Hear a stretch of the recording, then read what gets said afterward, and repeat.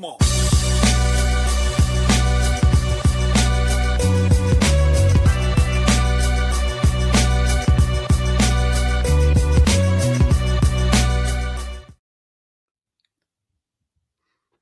Hello, everybody. Welcome to Mortal Content. I am so happy this month's episode I get to have Matt and Lauren from Hope Geek News.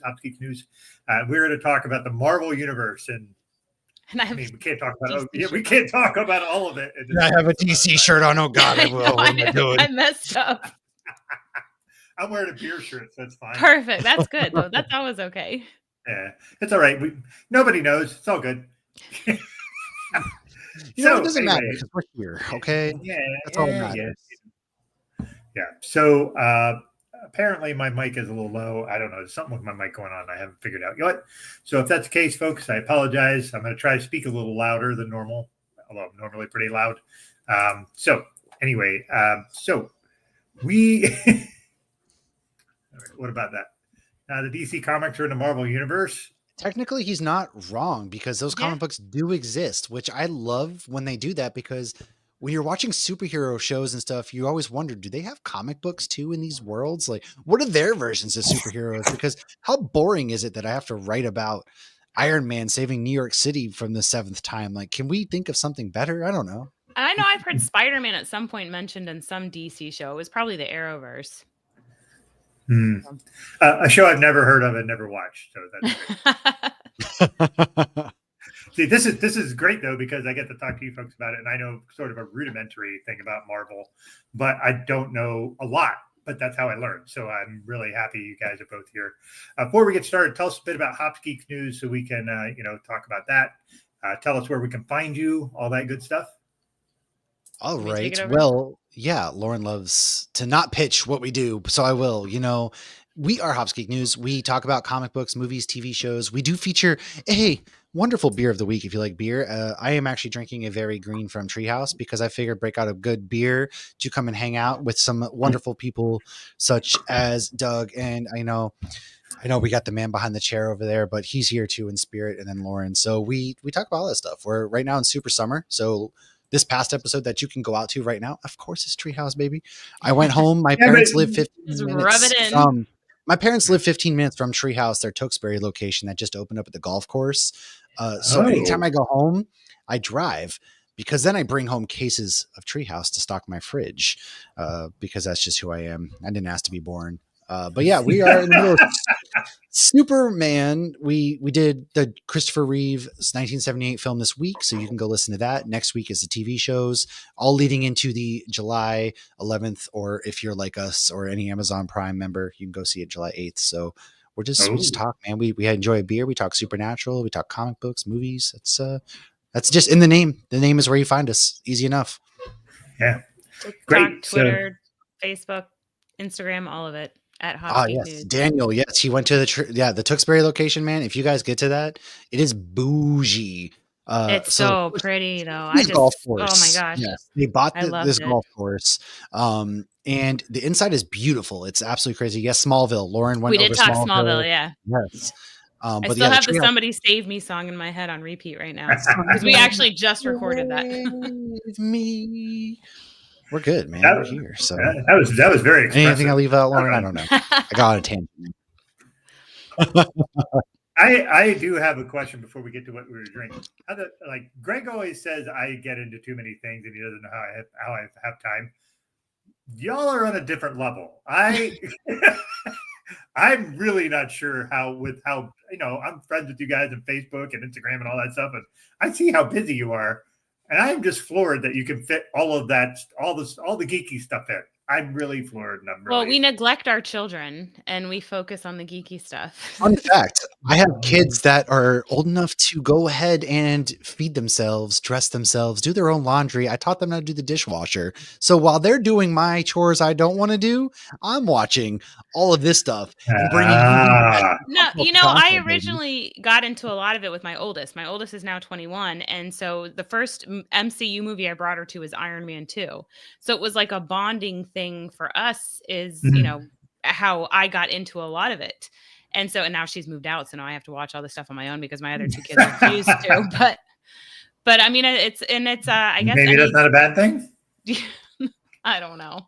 I try, my younger two like want all the Star Wars stuff and the Grogu stuff, and like they won't sit down and watch any Star Wars with me. I'm like, what are you guys doing?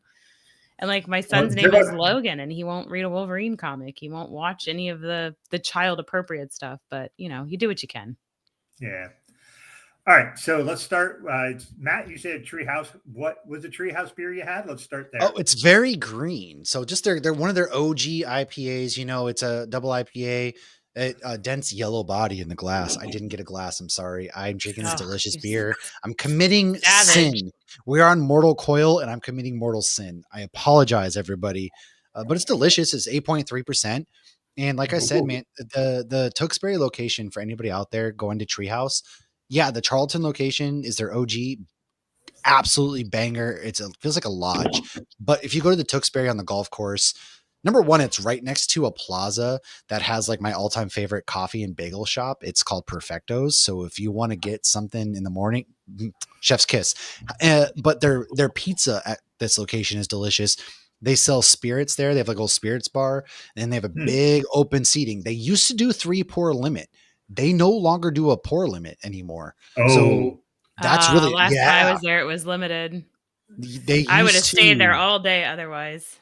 Yeah, they now got rid of that pour limit, which is exquisite. Oh man. And then you can go out you can still golf out there if you want to golf. It's on a golf course. But it's really cool because they have all the mechanisms that they used to work with sending the balls over after everything. So if you buy in their gift shop, you buy packaged beer, they send it underground and it comes up on like an elevator, and it's wicked cool.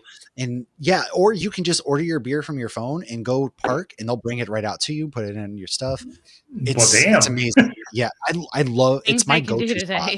I know it's honestly, every time I go home, my friends are like, where do you want to meet up? I say Treehouse because it's just a central location for all of us right there. And 15 minutes away, I feel very blessed. I sent it out to our friend.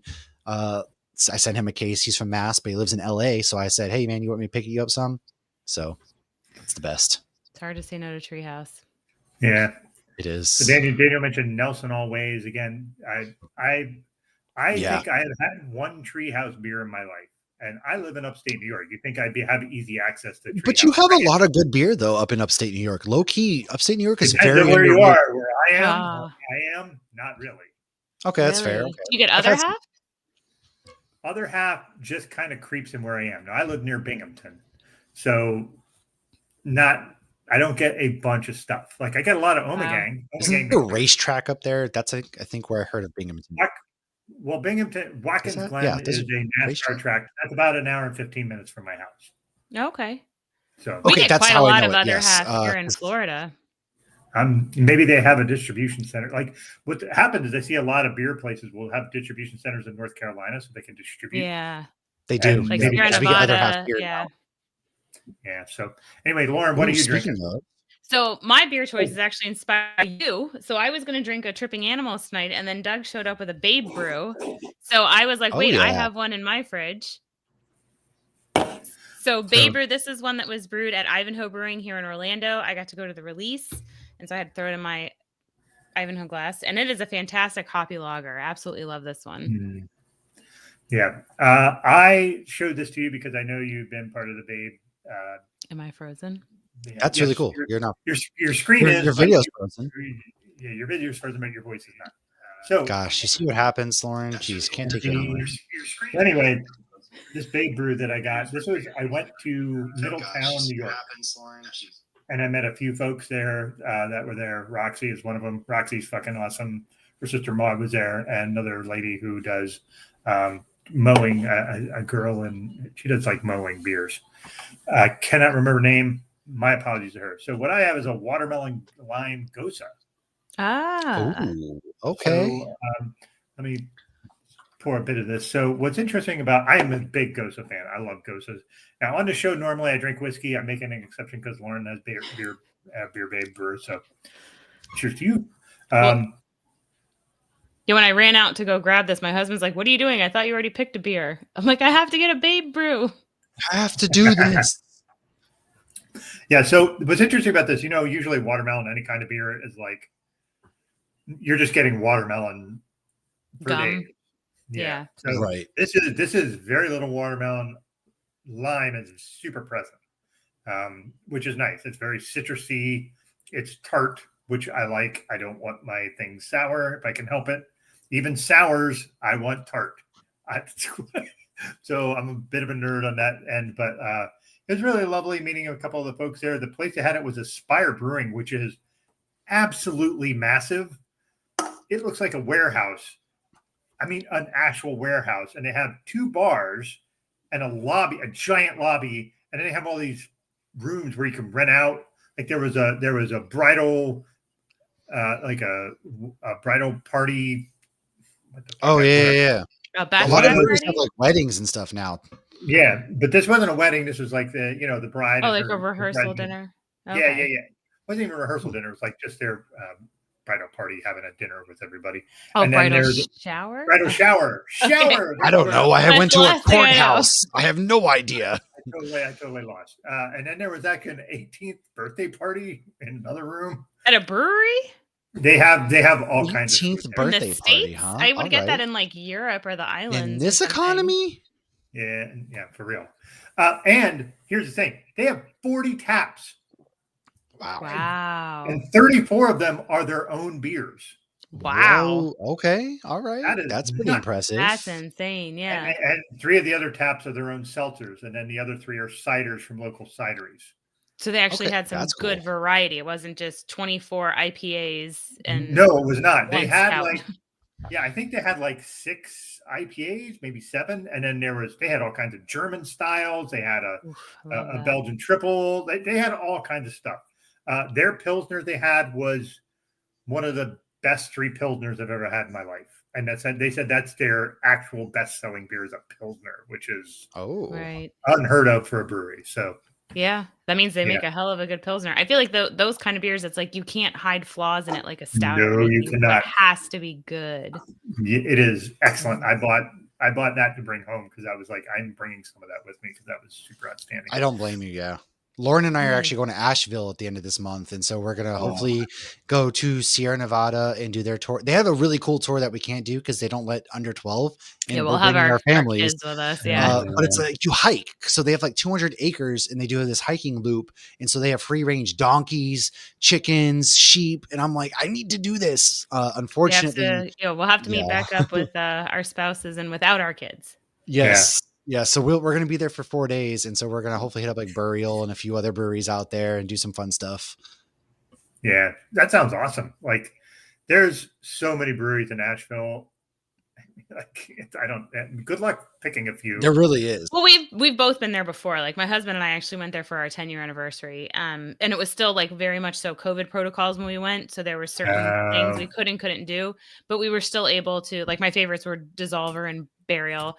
And we did get to go to Bramari, which has since closed. So I'm glad I got to go there before they closed.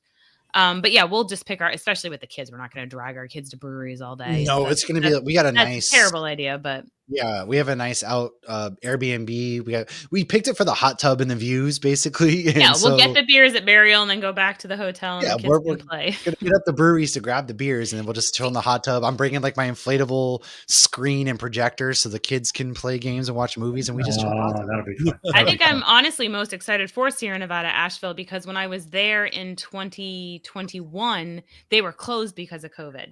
And so we still drove on the property. They were doing to go. And I just was like, we had been hiking to a waterfall. So we just drove and the property was gorgeous. So I'm so excited for that. Yeah.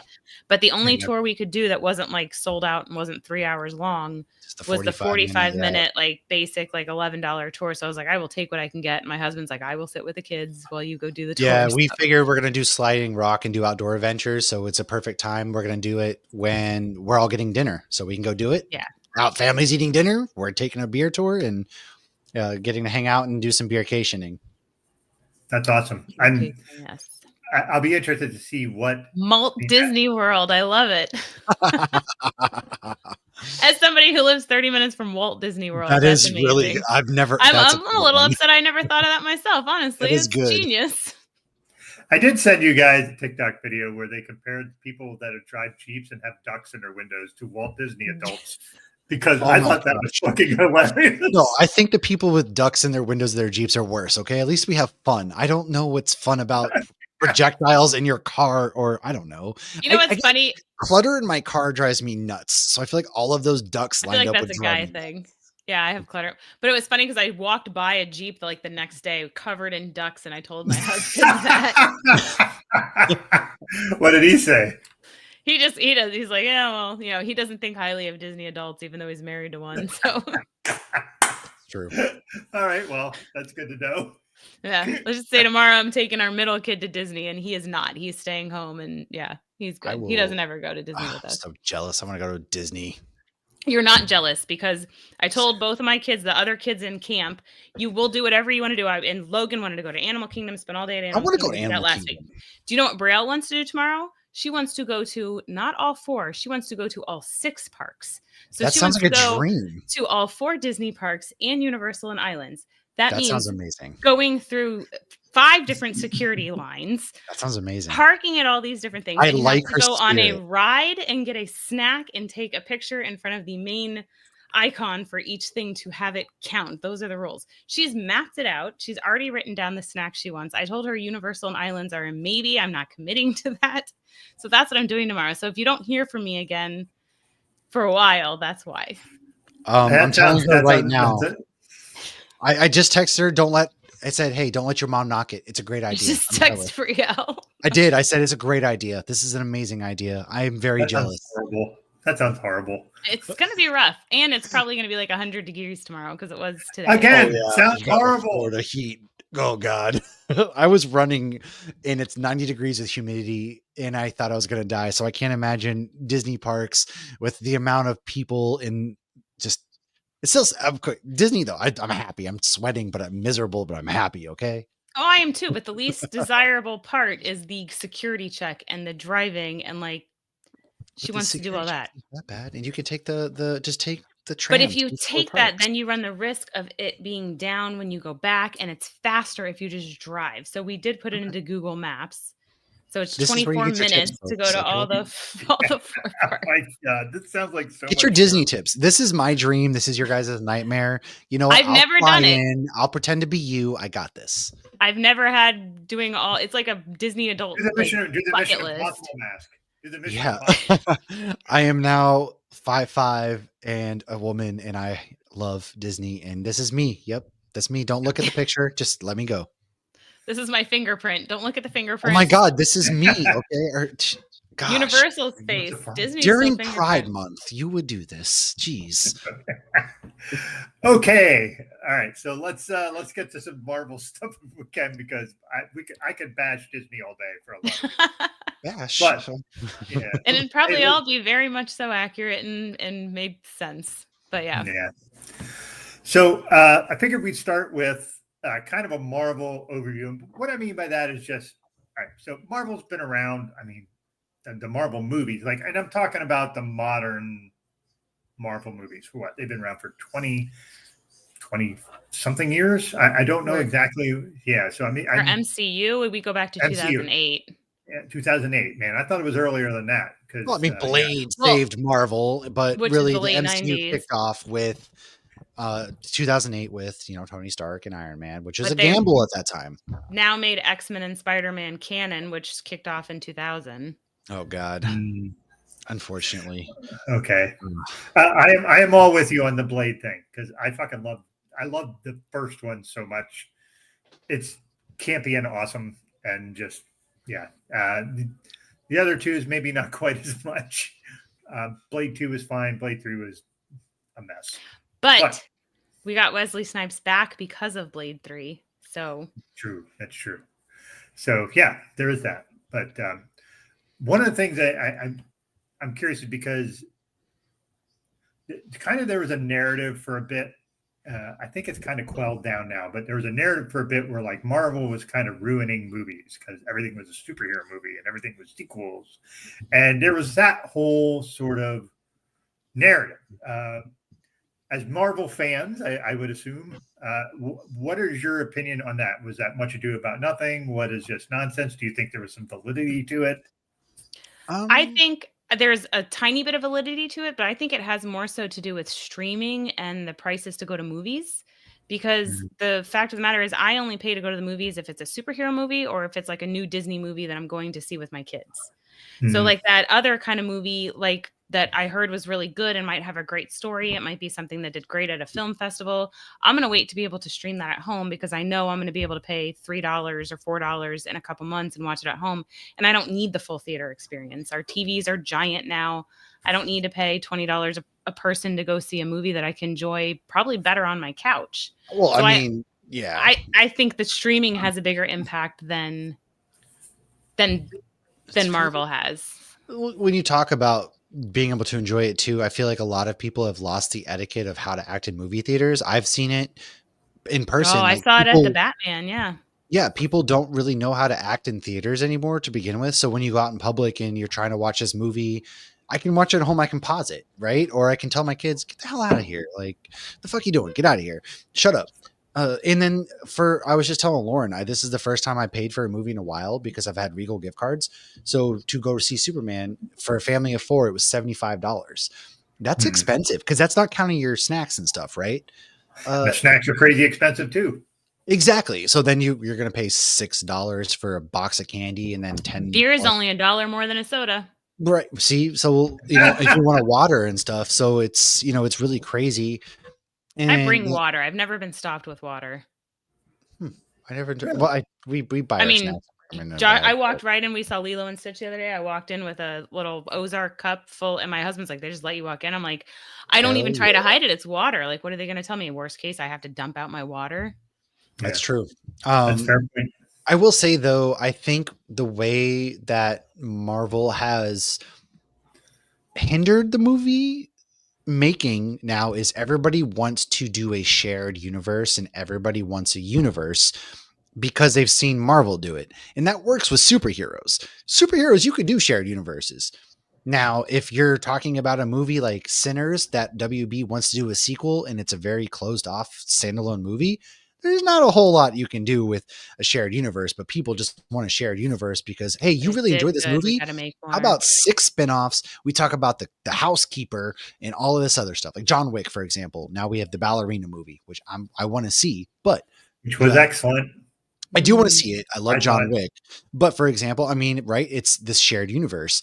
And then people say superhero fatigue. No, I think it's more to do with, like Lauren said, people don't know how to act in theaters, and then it's expensive. Me, it could be though, because I love watching superheroes. This is the stuff I grew up on. I love seeing this shit. It's mindless. I can go in there. I can shut my brain off. It's entertainment. I get to see my favorite things come to life. Also, there's no real original ideas in Hollywood happening very much these days at all either, which is a big problem, which I think is why people are kind of thinking that Marvel's killing it, but I don't think that's the case. It's the fact that studios with streaming are so quick to shut down ideas. And if something doesn't make X amount of dollars, it's a failure. If Marvel's not, because they set the benchmark with these $1 billion movies. And so if something doesn't make $1 billion, everybody says, oh, it flopped. Thunderbolts with Marvel, very, very good movie. It didn't make $1 billion. So they're saying it's flopping. It didn't even make 500 million or something. It's crazy. I think you also have TV shows that are so phenomenal these days that compare to movies. Like, it's not like, oh, I'm watching, not Nick at Night, of like TGIF or Must See TV. I mean, those were things that you literally did, not literally, but you metaphorically did shut your brain off and it was just whatever. And because TV back then, if you missed an episode, if you didn't have TiVo or you didn't, even before TiVo, if you didn't program your VCR, like you missed it. So the shows had to be made to not binge, whereas now we can binge these look at Breaking Bad, look at Severance. We just have phenomenal streaming TV. You don't need to go to the movies anymore. Well, unless it's a superhero movie and you want to have that full. I love the giant screen. Actually, Lauren, to that point too, though, is the fact that basically things are so quick to go from movie theaters to streaming. I think that's another factor that plays in, right? I can wait a month. And in that month, it's going to be available. I can rent it even for $20 on my TV, which is less than going out and seeing the movie in a theater. Especially when you're watching it with your spouse or a friend or something. Yeah. So that's actually a great question. Like, what's something as a failure? And how many things, we hear that term cult following, and I feel like that is a term used for something that was a failure and then was successful, like Nightmare Before Christmas, or even like Supernatural got really popular once it ended up on Netflix. And all of a sudden, a whole new audience was introduced. I think people are still getting introduced to it because of The Boys and whatnot, and I'm probably even more so next year. But it's The Boys. I love The Boys so much. Me too. But it's when I see the critic opinions come out, I don't pay them any mind because I don't think it has any relevance whatsoever. I think, like you said, like everything has its own. Everything's subjective. Like music, movies, TV, all of it's subjective. Like I think Severance was one of the most creative shows I've seen in years. I haven't seen that one, but my wife loves it personally. It is phenomenal. It's so damn good. Like there's movies, like you said, about creativity with movies. I think there's actually, we're getting a little bit more back into that with like A24 doing all these sort of super interesting, not just horror movies. They do these oddball things that wouldn't get any traction anywhere else. They're like, we're going to make it.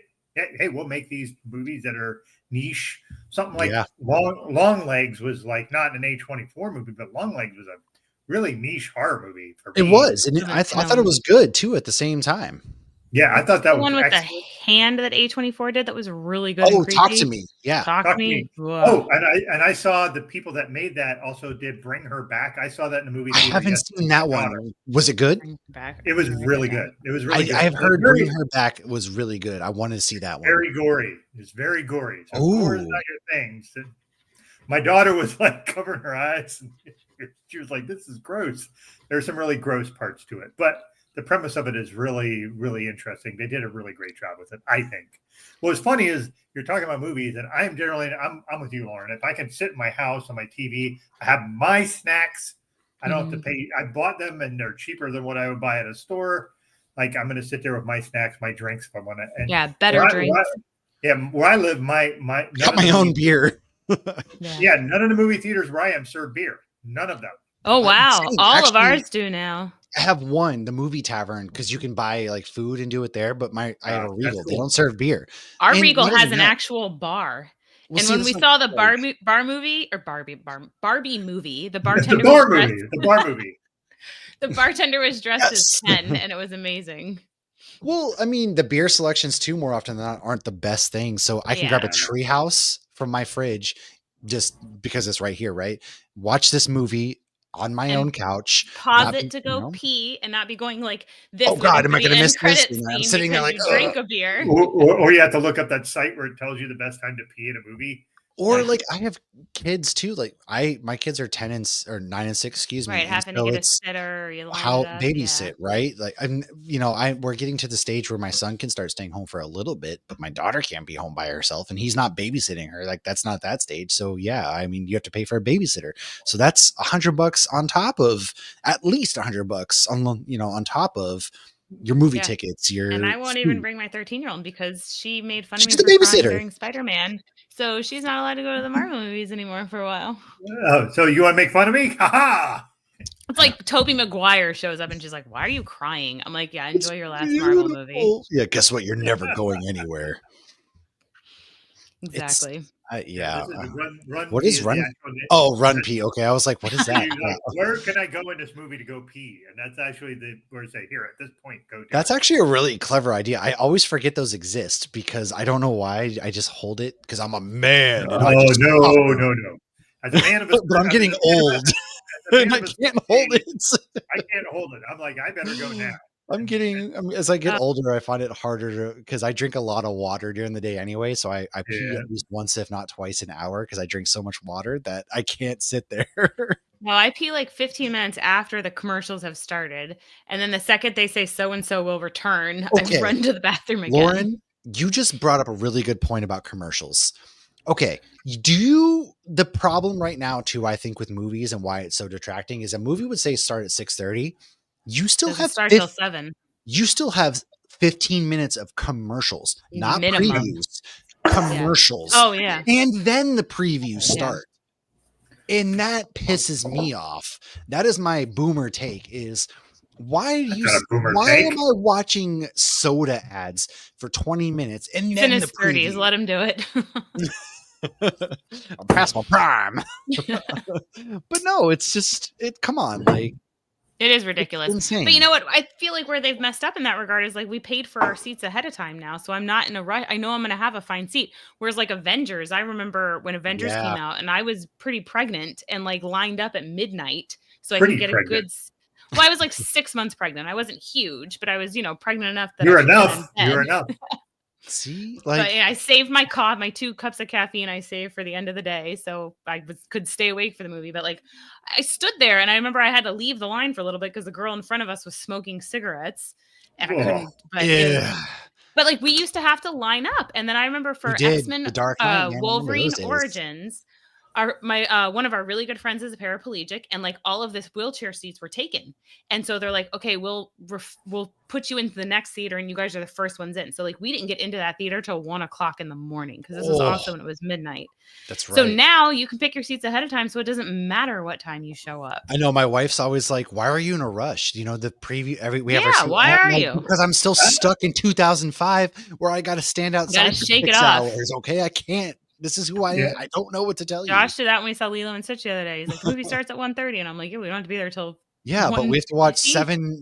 What is it's not even Sierra Mist now? It's whatever the Starry ads. But see, trailers for superhero movies now give away so much. I don't even want to watch the trailers, so I'm not even in a rush to go see the Fantastic Four trailer or see the Superman trailer. I just want to see the damn movie. I will say that I am a person that like the movie theater that I generally go to. They do the commercials up until the time that they say, all right, movie starts at 7. 7 is when they start all the previews. They do all the commercials beforehand. So that's how it's supposed to be. And I am a nerd, and I am a person who is very prompt, and I want to be there on time. Me too. Even though I reserved my seat, I know where my seat is. I want to be there on time. I'm an old man, and I want to be on time. I don't know. Whatever the case. I have anxiety. I have to be on. I have to be early. Growing up in Florida, especially South Florida, though, I would have to force myself to not be on time to things. But like with movies, if you get there on time, like they're still doing trivia. They're not even on the commercials yet. No, here they are not. Here they are like, all right, here's the time. Let's go. And I go and I sit and I watch trailers because I don't actually watch a lot of trailers. So this is like, oh, that's interesting. Like I got to see a trailer for the new Ari Aster movie, Eddington, which I've never even heard of. Come out, yeah. And I was like, holy shit, like Ari Aster makes the most fucked up. He's the one that made Midsummer. Oh, so that's why they didn't play it before Lilo and Stitch the other day? Okay, that makes sense.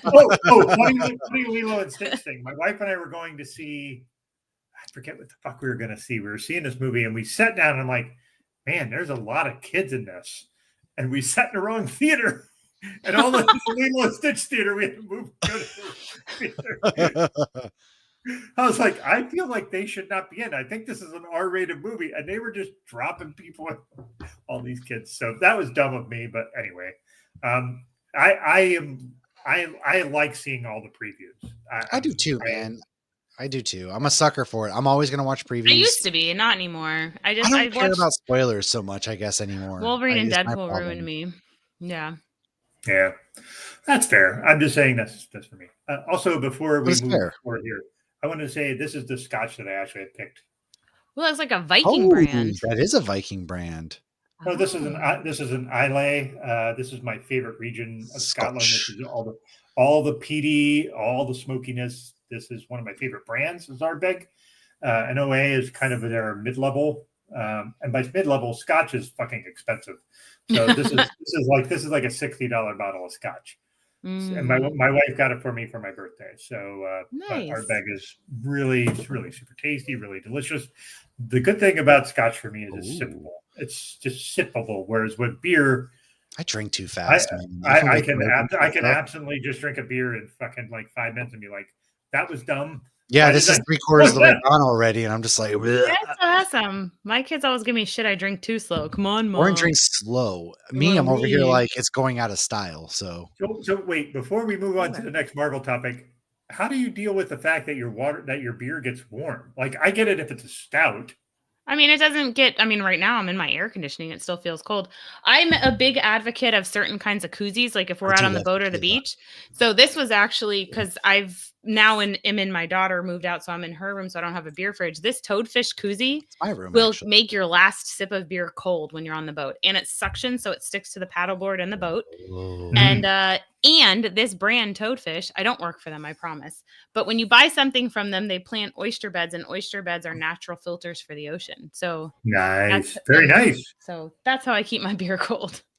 Yeah, I can't see it because your screen's been frozen since you said it's my screen frozen. I know. I was thinking the same. I was like, I can't tell if Lauren's trying to talk because she just looks what's amazing frozen in time. Your voice is flawless. It's perfect. It's like not out of time. Restart your camera. Turn your camera off and then on again. Have you tried turning it on and then off again? It's been thundering pretty consistently since I've been recording all night. Very frightening. It's okay. She just doesn't want us to see her. That's fine. What are you doing over there? I never know what she's doing over there. Never.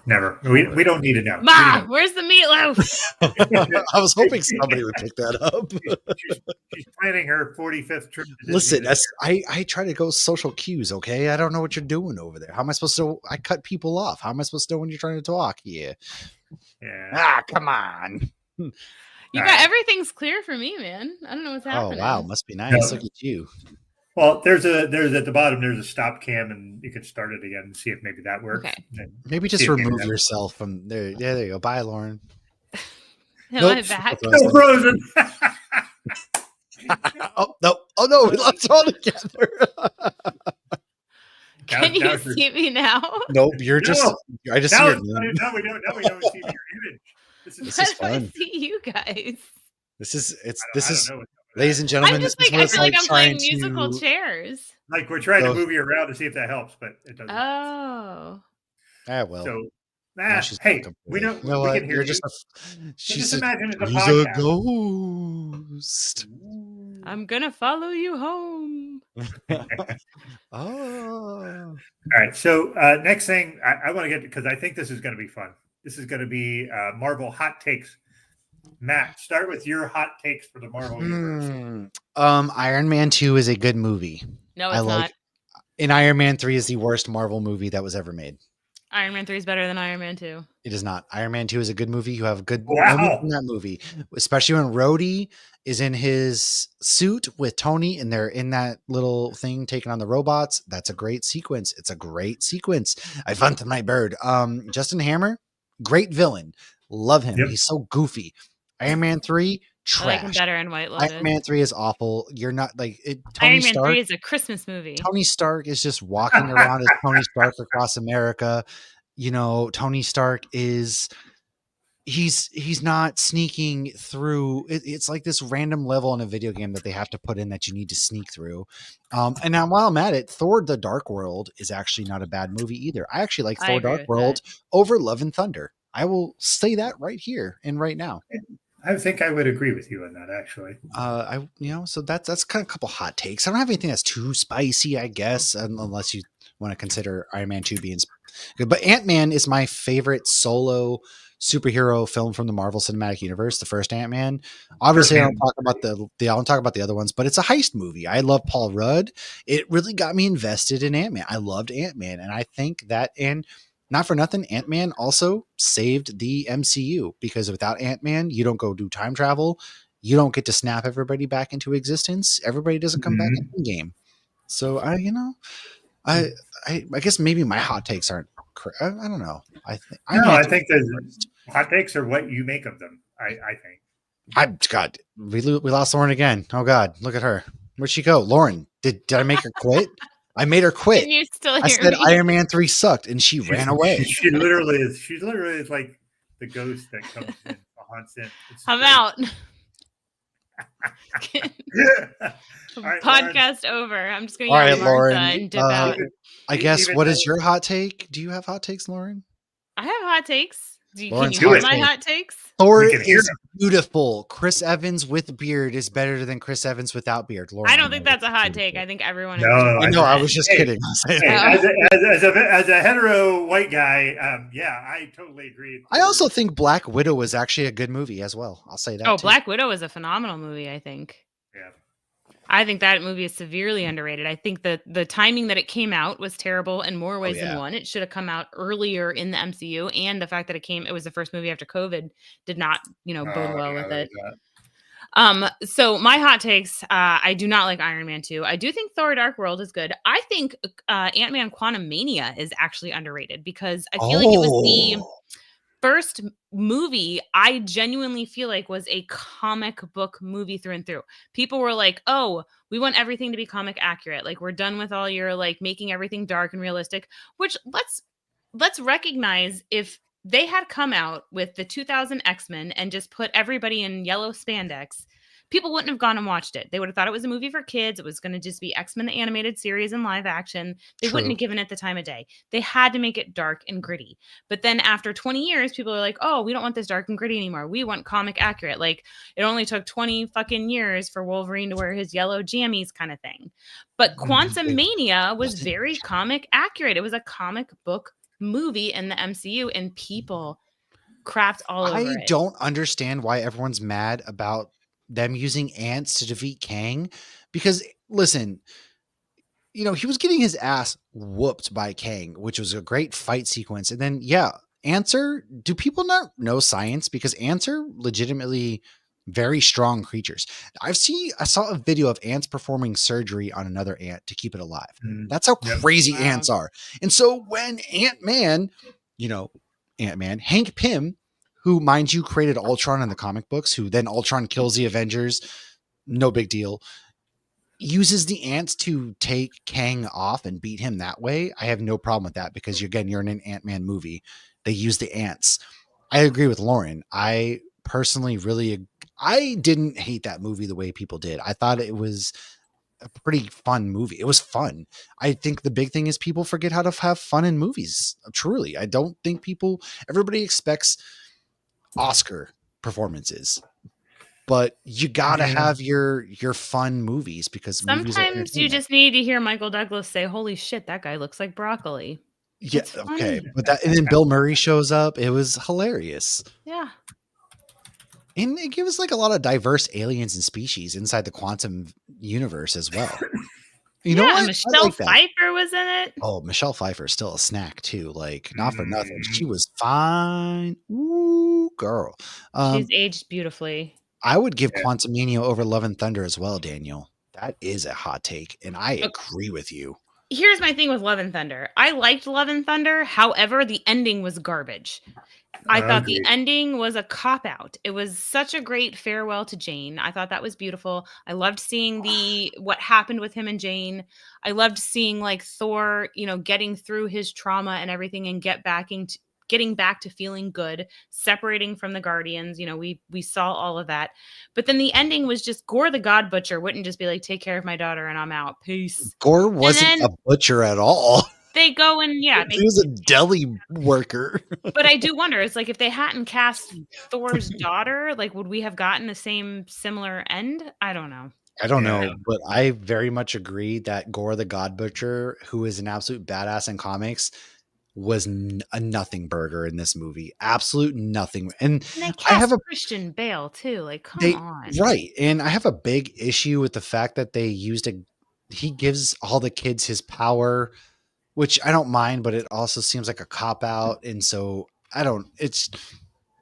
we got Lady Jane wielding Mjolnir. I liked her. I thought that was awesome. And then I didn't vibe with it, man. It just, after Ragnarok, which Ragnarok was great.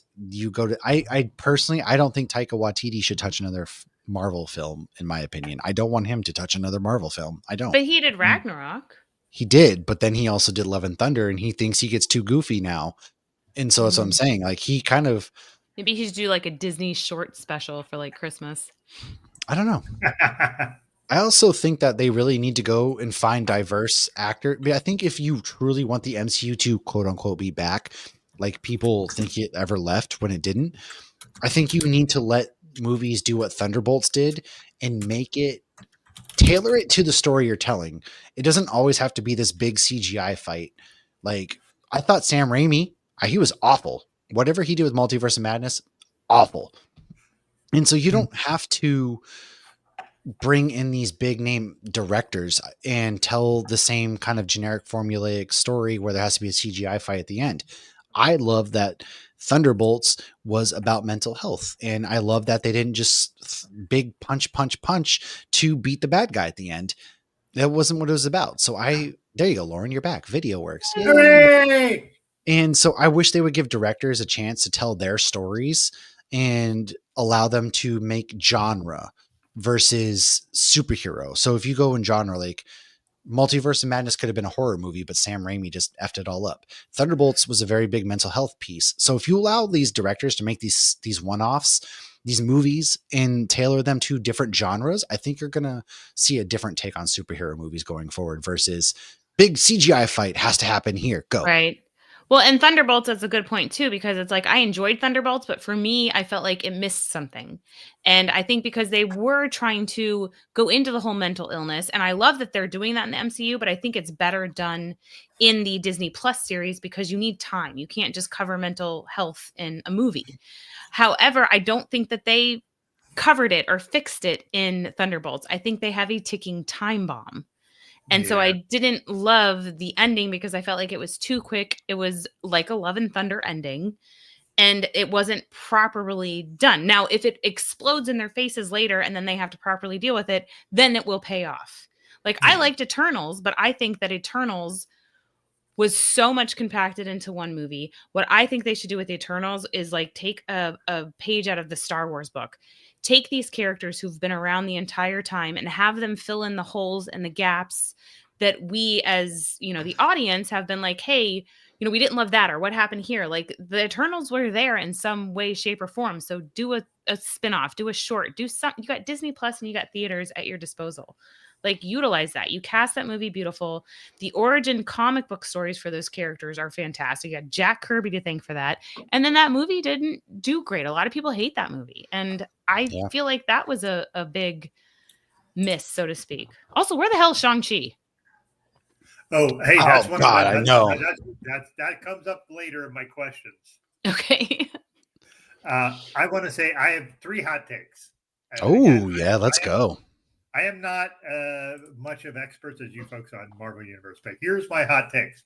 Number 1, there are only 2 good Hulks, Bill Bixby and Mark Ruffalo. No, I disagree. I don't like Mark Ruffalo. What about Ed Norton? I think Edward Norton is the best Hulk. I love it. I love Ed Norton in a lot of things, not as a Hulk. Interesting. Yeah, so that's one of my hot takes. My second hot take is there has never been a good Fantastic Four movie ever. Oh, yeah, no, that's not a hot take. Hopefully that changes. I wanted to change because Vanessa Kirby's in it, Pedro Pascal, obviously, both great fucking actors in their own right. I am. Yeah. So yeah, I am super looking forward to that. Which is, I shouldn't say I'm very hesitantly looking forward to it because they've just all been so bad to me. Maybe again, that's a hot take to me. Maybe again, they weren't good. And the only other one I have is that Tony Stark would have been part of the Trump administration. Oh yeah, without a doubt. I don't think that's maybe that's not, no. I don't know if that's a hot take. I actually agree. I mean, he voted for the Sokovia Accords, right? Yeah. That is part of it. That is why, is that he was part of it. Like when they were doing the Avengers stuff and they were all at odds, and Tony Stark was like, yeah, we should. And I was like, dude, you're a cop. What the fuck are you doing? Like you were this rebel. And then you're like, no, I'm just going to fall in line with the status quo. I don't think it's a hot take really at all. I have one more. Do it. Warm take. I think the Captain America series is maybe the best Marvel stuff in a series. That's not a hot take. My gosh, Winter Soldier. Friends, you've come to the right people. Yeah. That first Captain America movie, I love the way they built all that. Like, see, I like building universes. One of the reasons I love the John Wick series is the idea that you get dropped into this thing and you don't really know anything. Mm-hmm. And you don't really know a lot, but again, the first John Wick. And then the second one, you're like building this universe of this society of assassins, and then the third one they build it even more with these leaders of these. Actually, you love the John Wick verse and how ridiculous it gets. It's so ridiculous, so outrageous. I love it so much. I truly do. It just, like, I saw Ballerina and I thought it was a really nice. It's not John Wick. It's not directed by Chad Stahelski, or however you pronounce his name. I apologize. It's directed by a different guy, but it very much has the feel. And Ana de Armas does a really nice job of not being John Wick, being her. They're not making her John Wick. John Wick appears in the movie and does a really nice job of and is very John Wick in it. Like, I don't know how to explain that. When you see it, you'll understand what I mean by it. Yeah. So, but I think world building in the right way is not a talent that a lot of directors have. I think like Mike Flanagan does a great job of building universes in ways, even in just straight movies. Here, I'm going to build this little universe and just a pocket universe. Like people that can do that, that's a rare skill. And I think you guys are right with certain directors. With like I look at like. You had Deadpool come out in like 2016, I think, and then they had Ragnarok came out the next year, because I think Ragnarok was like, oh, there's some funny elements to this superhero thing. Let's see if we can build on that. And they built on it, and I thought Ragnarok was great because it was the right amount of funny and superhero awesomeness and just all that shit. And I just think sometimes with the funny, I've not seen Thunderbolts. I do want to see it, but I'll probably wait till it comes out. So good. It should be. I imagine it's probably going to come to streaming soon if Brave New World is out on streaming and stuff like that. Now I would say probably another 6 weeks. It should be out. Well, also isn't that where Florence Pugh's character was Yelena? Yeah, Yelena Belova. She doesn't appear in Black Widow? I think that's where she first comes in. Yeah. Yep. Yeah. Yep. And then we see her in Hawkeye. Yeah. See, Hawkeye I never watched because I was just Hawkeye's good, man. Hawkeye is Hawkeye is underrated as wait till Christmas though and watch it next to your Christmas tree. It makes it better.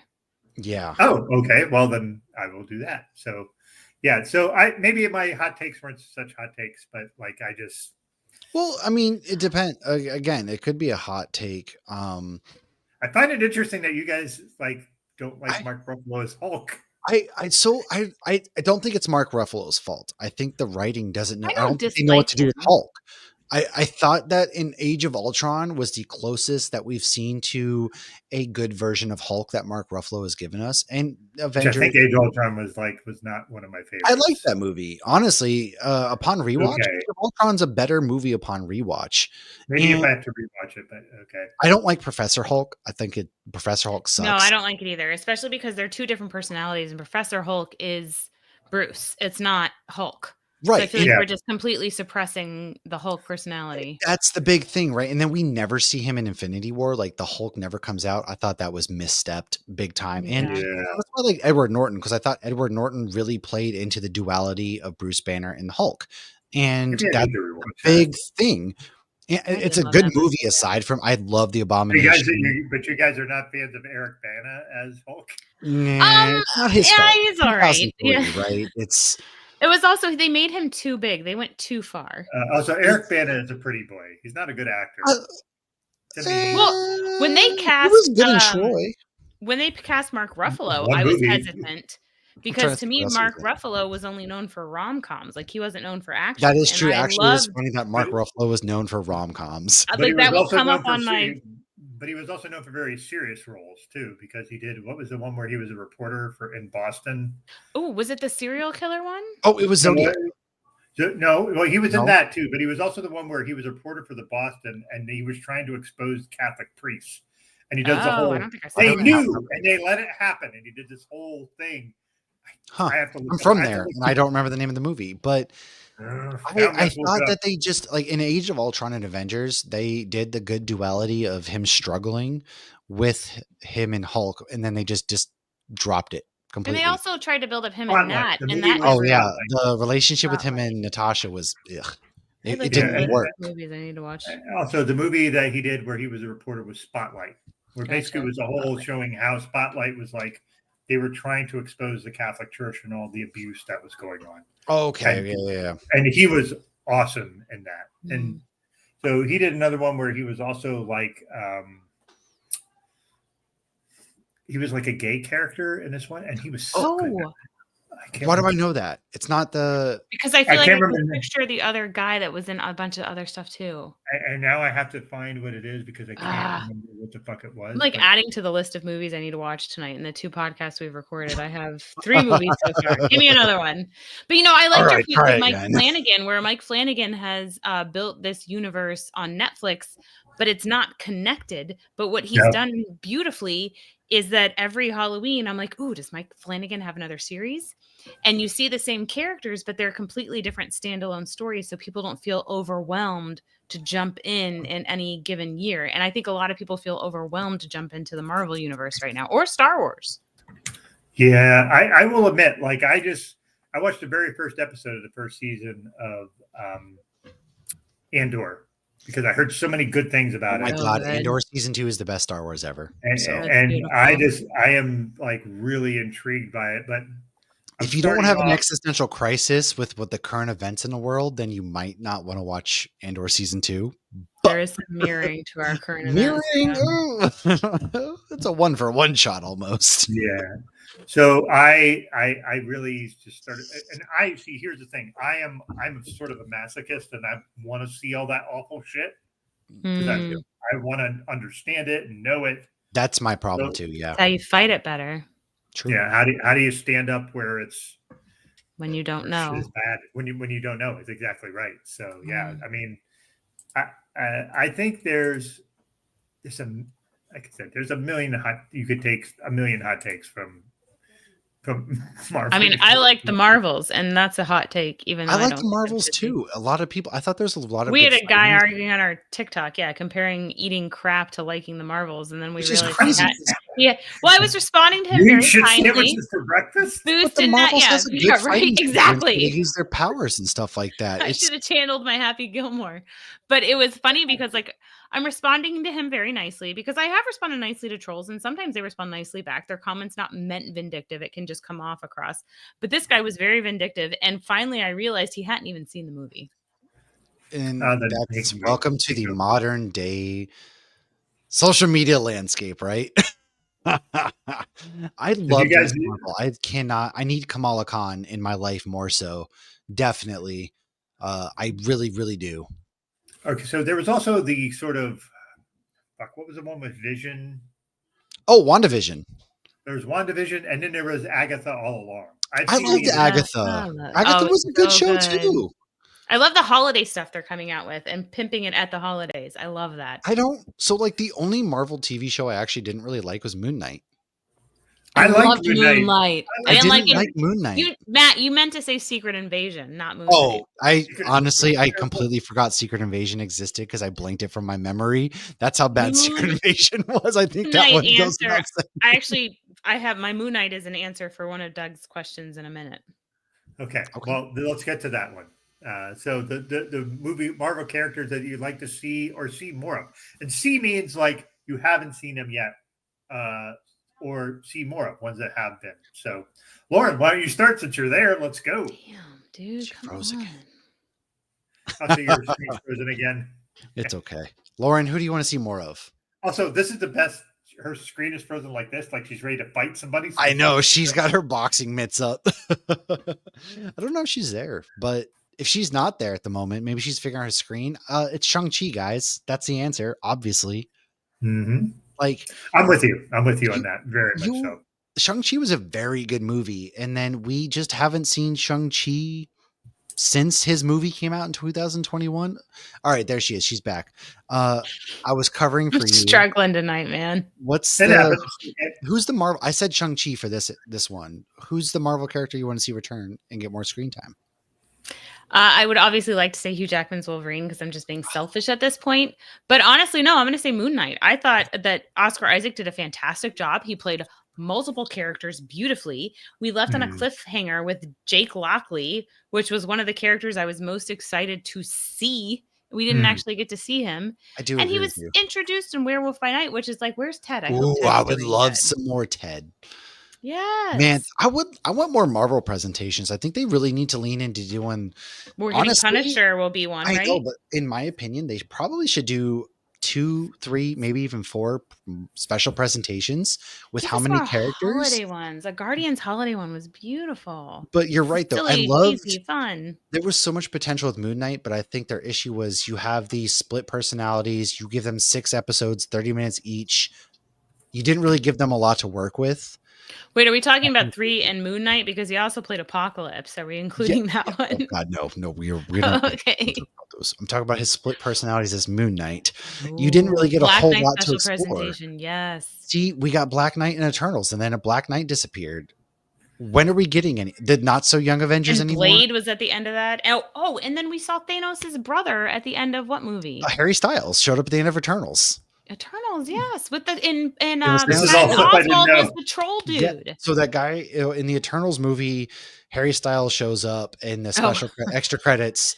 That's right. Who else was he? He was Apocalypse. And who else was he? Moon Knight.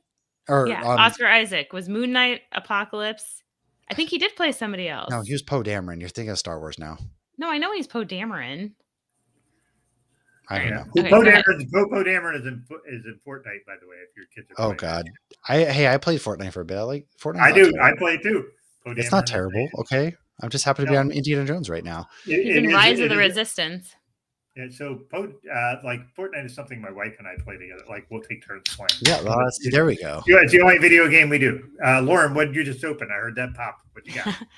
I just opened a Tripping Animals Apex. It's in my koozie that I didn't get to show you guys. Can you see it now? My Toadfish koozie. I can. There you go. All right. There we go. There we go. Oh, that's right. He's in Spider-Verse as Miguel. Yes, he is Spider-Man 2099. That's right. Yes. That's right. How could we forget that? I love. I guess because we weren't thinking connected to the MCU, but you are correct. Yes. So he played 3 characters just. Too bad we'll never get the sequel to end that trilogy. I know, they keep delaying that.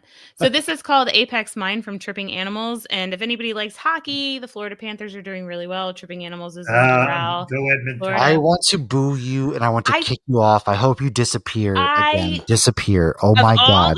Go die. In South Florida, I could give 2 shits if the Panthers win. No, Brad Marchand. I graduated from high school in that arena and I don't care. Is just scoring goals left and right, and it's disgusting. But I do love Tripping Animals, and I got in my Tripping Animals. What do you call this? Tiku glass. I'm all out. I like the label. Label's nice. You need. I know. All their labels are gorgeous. If anybody who's listening hasn't had Tripping Animals, highly suggest their IPAs and sours are phenomenal. And all their artwork is great, and all their little characters look stoned. Yeah, they do. I went to Tripping Animals in Fort Lauderdale, which it was a small. So they didn't have. They have a small tap room in Oakland Park, Florida, which is a suburb of Fort Lauderdale. I am crashing out. Brad Marchand was the captain for the Bruins. He's played for the Bruins, and he got traded this year to the Florida Panthers. I don't actually care about hockey. He's scoring goals left and right in the Stanley Cup Finals for this stupid, ungodly, awful team that I just loathe because they're dirty, they're cheap, they've knocked the Bruins out. I'm going to send you a rat. Are they still doing that? Are they still throwing rats on the ice? They call Brad Marchand a rat because he plays dirty. What? No, but the Panthers have been doing the rats on the ice for 20 plus years. Yeah, well, the Panthers, why that makes no sense. Why would you throw a rat on the ice? You're a Panther. Because somebody saw a rat in the locker room and slammed it up against, what was it? The Panthers were really good in 97? Is that when it was? 96? I don't know. They were selling rats on like the side of the road. And then every time the Panthers got a goal, everybody would throw fake rats onto the ice. And I think the only thing that matters is when they throw squids up in Detroit. That's always great. I will say I'm rooting for Edmonton. Me too, man. I want to see because I want a Canadian team to win because of that whole nonsense where Trump was saying they should be the 51st state. So I'm rooting. I'm rooting for Canada for that reason only. You know what? I'm a Toronto Raptors fan now too. I like it. You know, I'm a Miami Heat fan, and I can't change that, unfortunately. Jason Tatum tore his Achilles. You're a Miami Heat fan? Yeah. How did that come about? Are you from Miami? I was born in Miami. Oh, I was too. I was born in Hialeah, which is a suburb. Oh, wow. I'm very familiar. I was born near Coral Gables by UM. Yeah, so I was born there. I moved away when I was 4. I moved to the ruralest of Pennsylvania towns. 400 people. 400. 400. And I was in the middle of Sixers and Pittsburgh Steelers and Philadelphia Eagles. Hey, Aaron Rodgers just got signed. I love it. I love it. I'm talking about the Miami Heat. Give them. No one cares. Anyways, I'm mad because I'm running the Disney Half Marathon the day the Packers play in Pittsburgh, and I wanted to go to that game with my friends so bad. Yeah, but I guess I'm gonna be down there with Lauren anyways, so whatever. Yeah, so I was a fan of basically like it was a split between the Lakers and the Sixers. I kind of like the Sixers because they had Dr. J because I'm old. Oh yeah. Allen Iverson, man, I had Allen Iverson's shoes. I liked Allen Iverson, but when Miami Heat came into existence, I went, so I have this dumb rule that has no reason or no validity to it. I just said you can switch teams one time in your life. That's dumb. Who gives a shit? But I switched from the Sixers/Lakers to the Heat. The Heat were terrible for years, and then they were good for a little bit, and now they're terrible again. But my other team that I used to be a Miami Dolphins fan because I was from Miami. Nobody liked the Dolphins. Wait, nobody used to be a Miami Dolphins Here, I'm grabbing another beer. Yes, here we go. You grab another beer while I yell at Lauren. They're the greatest football team. No, they are not. They take the ball from goal to goal like no one's ever seen. Well, here's the thing. Here's why I stopped being a Miami Dolphins fan and became a Jacksonville Jaguars fan. I respect this. I actually kind of like the Jags. They're like my AFC team. So here's the reason why. I was watching the year before the Jaguars came into existence. I was watching the Miami Dolphins. Okay. And I watched Dan Marino and the fucking Miami Dolphins lose to the Indianapolis Colts and Jim Harbaugh, who won 3 games all year, and they lost 41-3 to them. And I was like, the Dolphins are never fucking winning a Super Bowl. Because the laces weren't out. That's why. You need the laces out. That doesn't matter. If you lose 41-3, you get the laces That's anywhere. True. Dan Marino, the greatest to never win a I think that's about when, I know. Because I grew up in South Florida. And so it's like, I never remember, like the Dolphins haven't won a Super Bowl since before I was born. But he is. But why'd you go to Jacksonville? Because it was in Florida, and I didn't want to do a Pennsylvania team because fuck Pennsylvania. Gotcha. So, and I live in upstate New York now, so that makes it doubly fun. But I refuse to be a Yankees fan, or I don't mind the Buffalo Bills. Fuck the Giants. I don't care about them. Matt should probably appreciate that as a Bostonian guy because fuck the Giants. Oh, I hate the Patriots. So I was glad when the Giants won, actually. What? You hate the Patriots? I'm super surprised. I loathe the Patriots. I am from Boston. I cheer for the Celtics, the Bruins. Don't really care about baseball. Honestly, fun fact, I'm more of a Washington Nationals fan than I'm a Red Sox fan because when the Montreal Expos became the Nationals, I started to root for the Nationals. I'm a big time Green Bay Packer. I'm not only a Green Bay Packer fan. I'm an owner. No big deal. You're in the presence of greatness. But I fucking also like Dunkin' Donuts, so I think we need to take that. Dude, I am through and through. I am a Bostonian. He also likes the movie Batman vs Superman. So I am through and through. I am a Bostonian kid. I just hate the Patriots. I grew up watching Brett Favre, which God damn it, Brett. Dude. Why do all of our quarterbacks? I guess I should pencil in 10 years when Jordan Love does whatever it is crazy thing he's going to do. It's about Green Bay that all the quarterbacks might be great, and then they just turn into fucking lunatics. We sold our soul to get consecutive Hall of Fame quarterback careers. No, we sold our souls to the devil to get 1 Super Bowl and consecutive Hall of Fame quarterbacks. With 2 gets 1 Super Bowl each to almost get to the point, and then they don't win again. And the downside is they do darkness retreats. They send dick pics to reporters, and they rip off welfare schemes. I don't know. See, I'm all South Florida. I just don't care about hockey. Okay, first of all, honestly, I should because I actually lived in high school in Sunrise, which is where the Panthers. I know. Greg ain't out here saying that goofy Batman and Robin abomination. No, sir. You do not disrespect Batman forever and Batman and Robin in my presence. I love that I'm not even having to call you out. He's got this. You do not. You crossed the line, buddy, and you better hide behind those keyboards. Holy rusted metal, Batman. You listen here, brother. Okay, I'm about to shoot on you because god dang, I love those movies. Oh, the bat nips. Nobody can recover from those. Yeah. Okay. I fucking love those movies. Are they good? Yes, they are actually. Okay. Hey, so there's movies we all love that are fucking terrible. They're not great, but they're so quality. Okay. They're just mindless fun. Sometimes that you just like. I watched The Saint with my wife after Val Kilmer passed. The Saint is a terrible movie. I fucking love that movie. I could watch that movie a million times. It's terrible. I have the Batman Forever Batmobile Lego set pre-ordered. That comes out in August. Okay. When they announced that, I just blew my load because I could not wait for that shit. Right. I am so excited. Fantastic. I cannot wait. Listen, you're nothing to me to the cool. Come on, guys. I feel like that needs to be an episode in and of itself as like shitty movies that I love. Like, what's the best shitty movie you love? But everybody does. Here's a movie that should have been good and fucking wasn't. But doing movies that you love that are terrible, like I like hearing that. Like my wife and I recently watched possibly the worst movie I've ever seen, and it was on HBO Max. It's always HBO Max. It was never Max. Fuck that. They're going back to I agree. Yes. I never stopped calling it. No, we didn't either. So there was this one movie with Antonio Banderas in it, and it was called either Tie Me Down, Tie Me Up, or Tie Me Up and Tie Me Down. I'm sure this wasn't a porn with like Anthony Banderas or something? It was Antonio. No. All in Spanish. Times were tough after his divorce from what's her name? Awful. Melanie Griffith?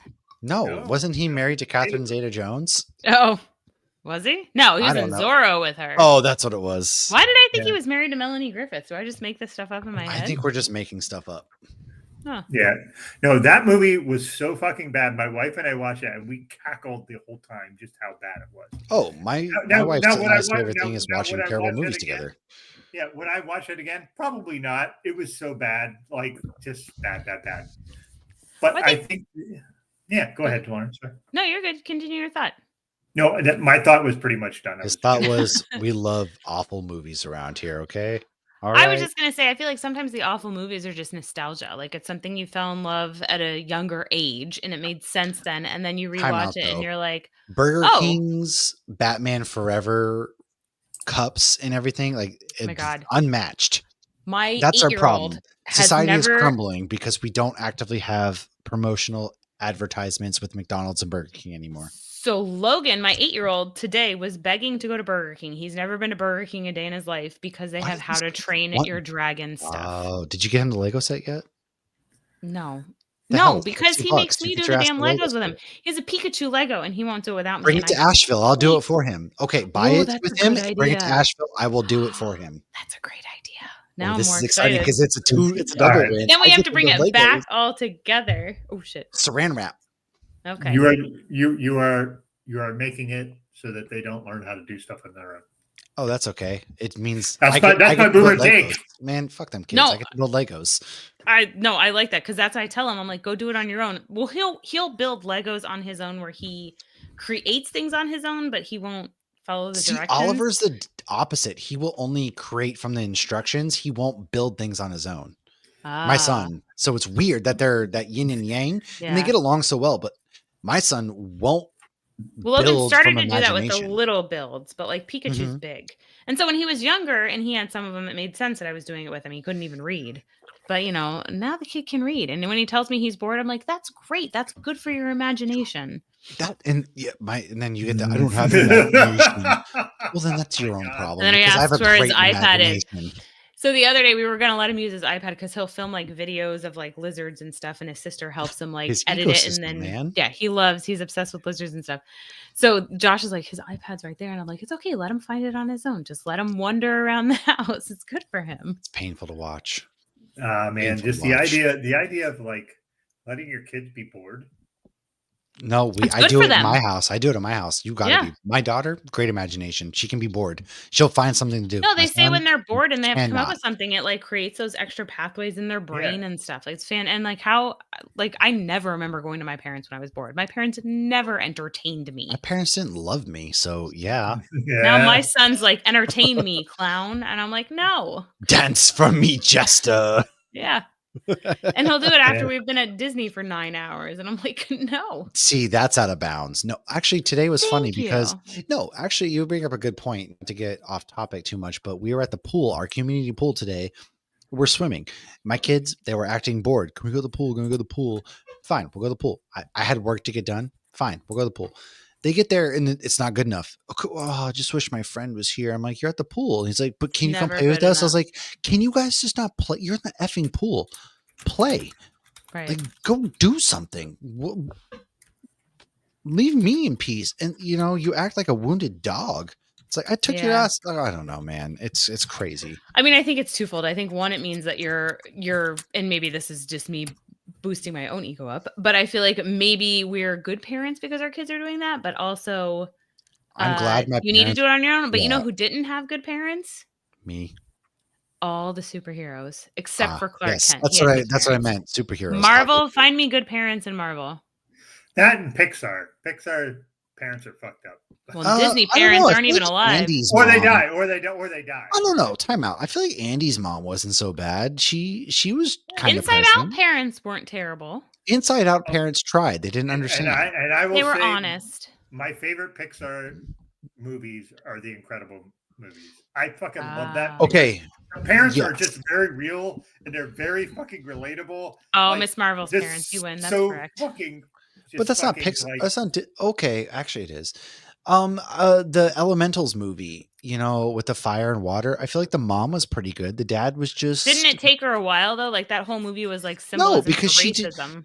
Because of the dad, but the mom was very accepting. We're supposed to getting back on track with Marvel, and now we went off on a Pixar. That's okay. Tangents are fun. Let's okay.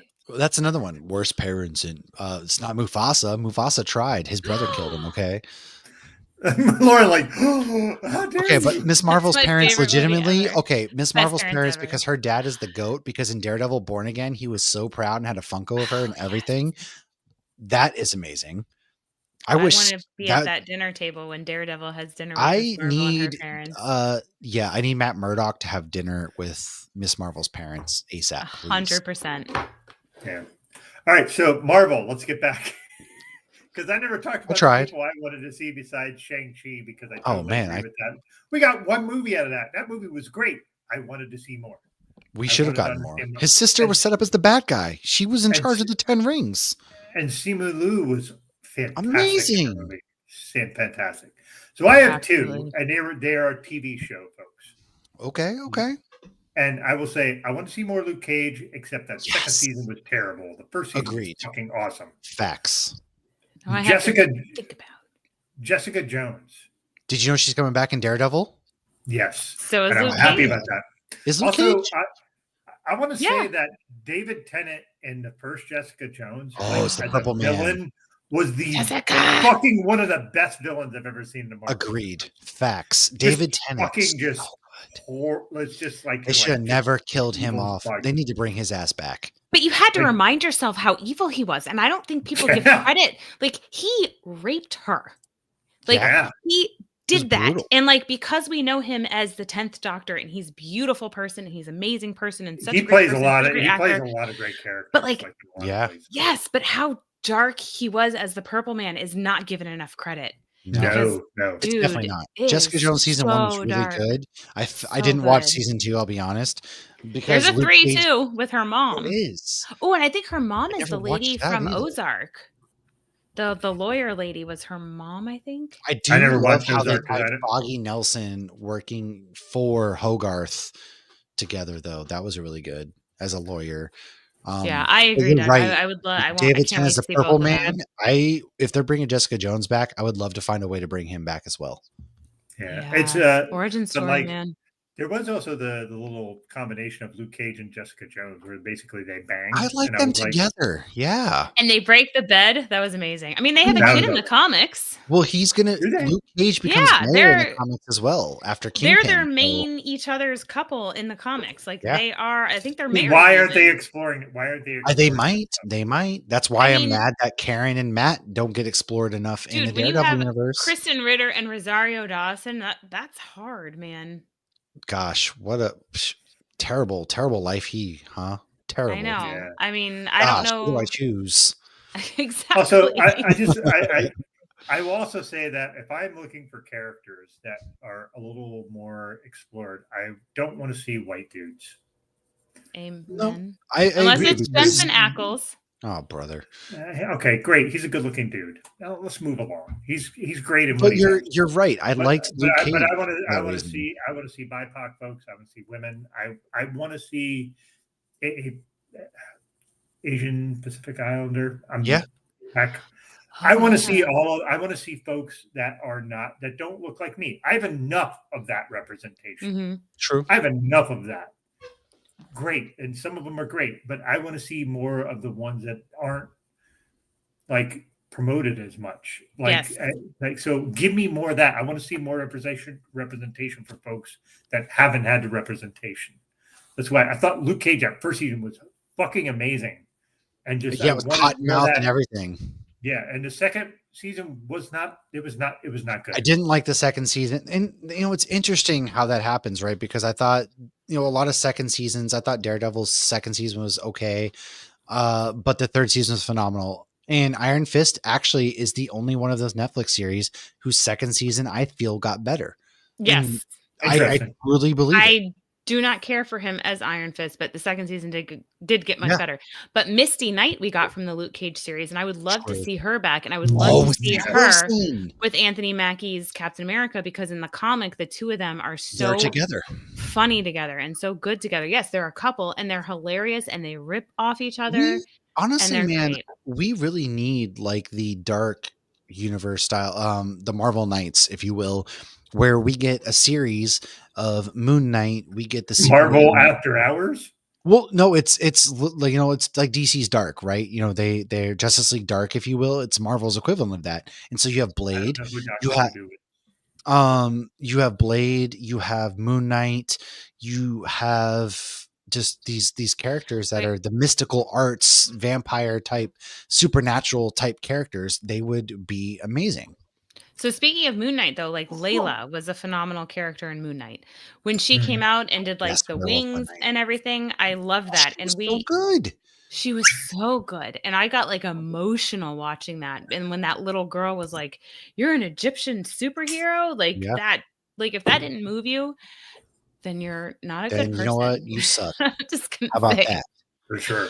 But that was like so beautiful and badass. And go ahead.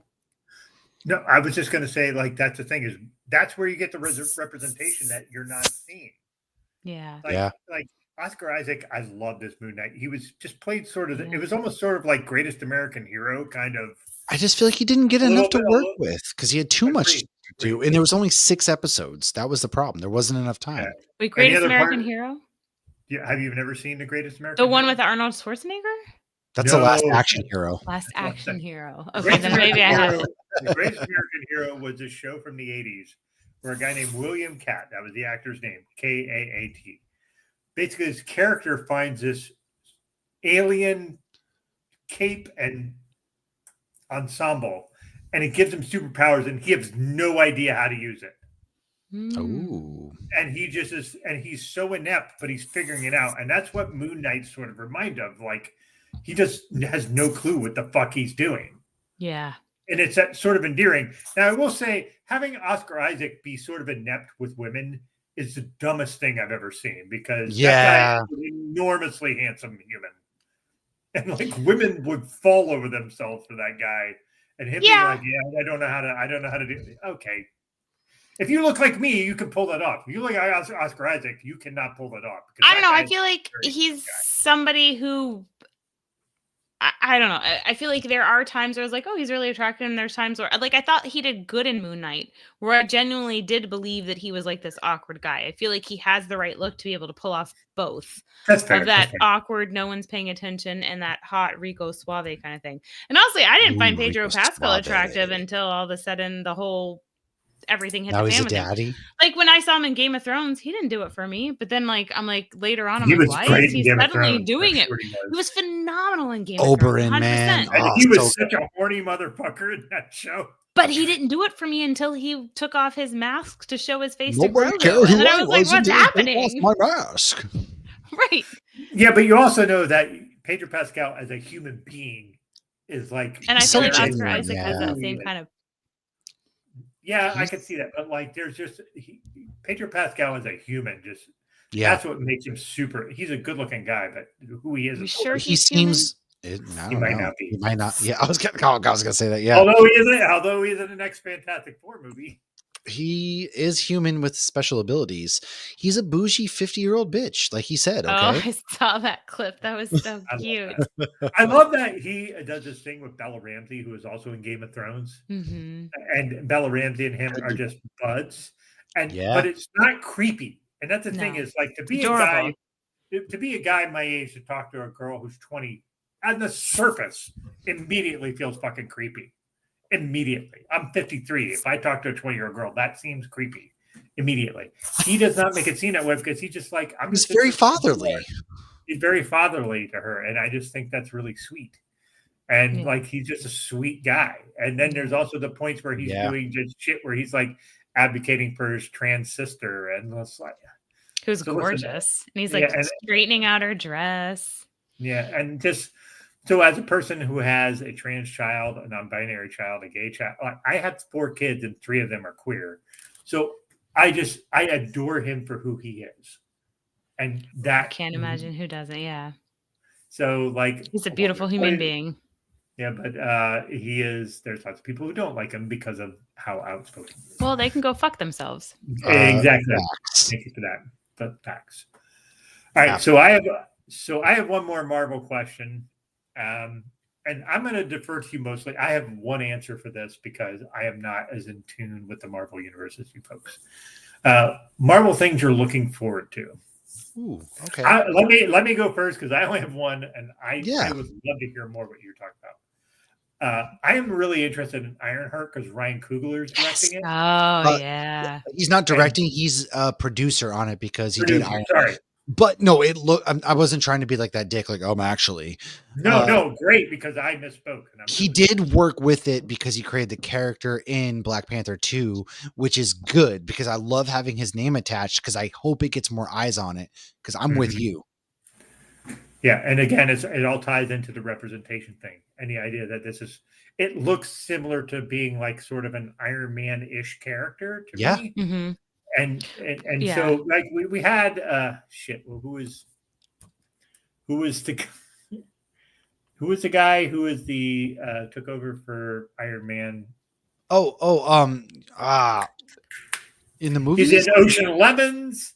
He's in a million. Don Cheadle. War Machine. War Machine. Yeah. Well, he's a Skrull now, so we don't really know what's going on with him. Yeah. So anyway, I'm just saying, like, seeing representation like that and knowing Coogler's affiliated with it automatically gets my attention. Yeah. Agreed. So that makes sense. Yes, especially off the heels of Sinners. Yes. Sinners is. Listen, if you haven't seen Sinners, I haven't yet. I'm waiting. I haven't seen it. I'm like covering my ears, and my earbuds are in my ears because I don't want to hear spoilers. Matt, what are you drinking there? Because I didn't. Oh, I'm sorry. This is Solace Brewing Company. It is Bloom Goes the Dynamite, a hazy 5% IPA. Very nice. It's a nice, delicious one. It's local. I love that they went on Boom Goes the Dynamite, which is it's all in flowers and artsy. It's very nice. It's out of Sterling, Virginia. So. Yeah. So I haven't read the first thing. Daniel was saying the first run of Ironheart was pretty quick. I've read a little bit. She was created relatively recently as far as comic books go. So there's not a whole lot about her out there, which I think is going to change a lot going forward, especially as she becomes more integrated in the MCU. Lauren and I always do character breakdowns before shows and movies come out. So we're going to get educated up on it a little bit more. We did one before Wakanda Forever. So we did some backstory. So we'll have to freshen up on that in the next couple of weeks because that comes out very soon. It comes out in 2 weeks. The day we go to actually Asheville, we could watch that night at the hot tub. You know what we could watch in the hot tub is Ironheart 3 episodes. Oh, Josh is going to be so excited. The thing is, in the hot tub. I have not rewatched Wakanda Forever because it's such an emotional. I can't bring myself to do it, man. Yes, and that was a very hard one. Like, I packed the tissues and everything. It was a very hard one to watch. So I do want to rewatch it before that. And I solely haven't done it because I'm not in a place where I want to just sit there and cry. I don't know that we're going to get Armor Wars. I don't know what's going on with that. They quietly just stopped anything about that. It was supposed to be a TV show, and then they said it's going to be a movie. and then they just But I stopped. wonder if it has to do with Sucks. how bad Secret Invasion was and the fact that they made War Machine a Skrull. That was the Because Oh, he they was did? the lead. Yeah, he was the lead in Armor Wars. Absolute I mistake. watched one episode of Secret Invasion. Like, this sucks. Like, that's, and listen, I'm not a person that, I'm usually will give a show 2 or 3 episodes to kind of figure out That what show it is. sucked, man. And I was just like, that's terrible. Speaking of characters, when are we going to see them again? What's her name? Khaleesi showed up with all of the Avengers She's too powers. powerful now.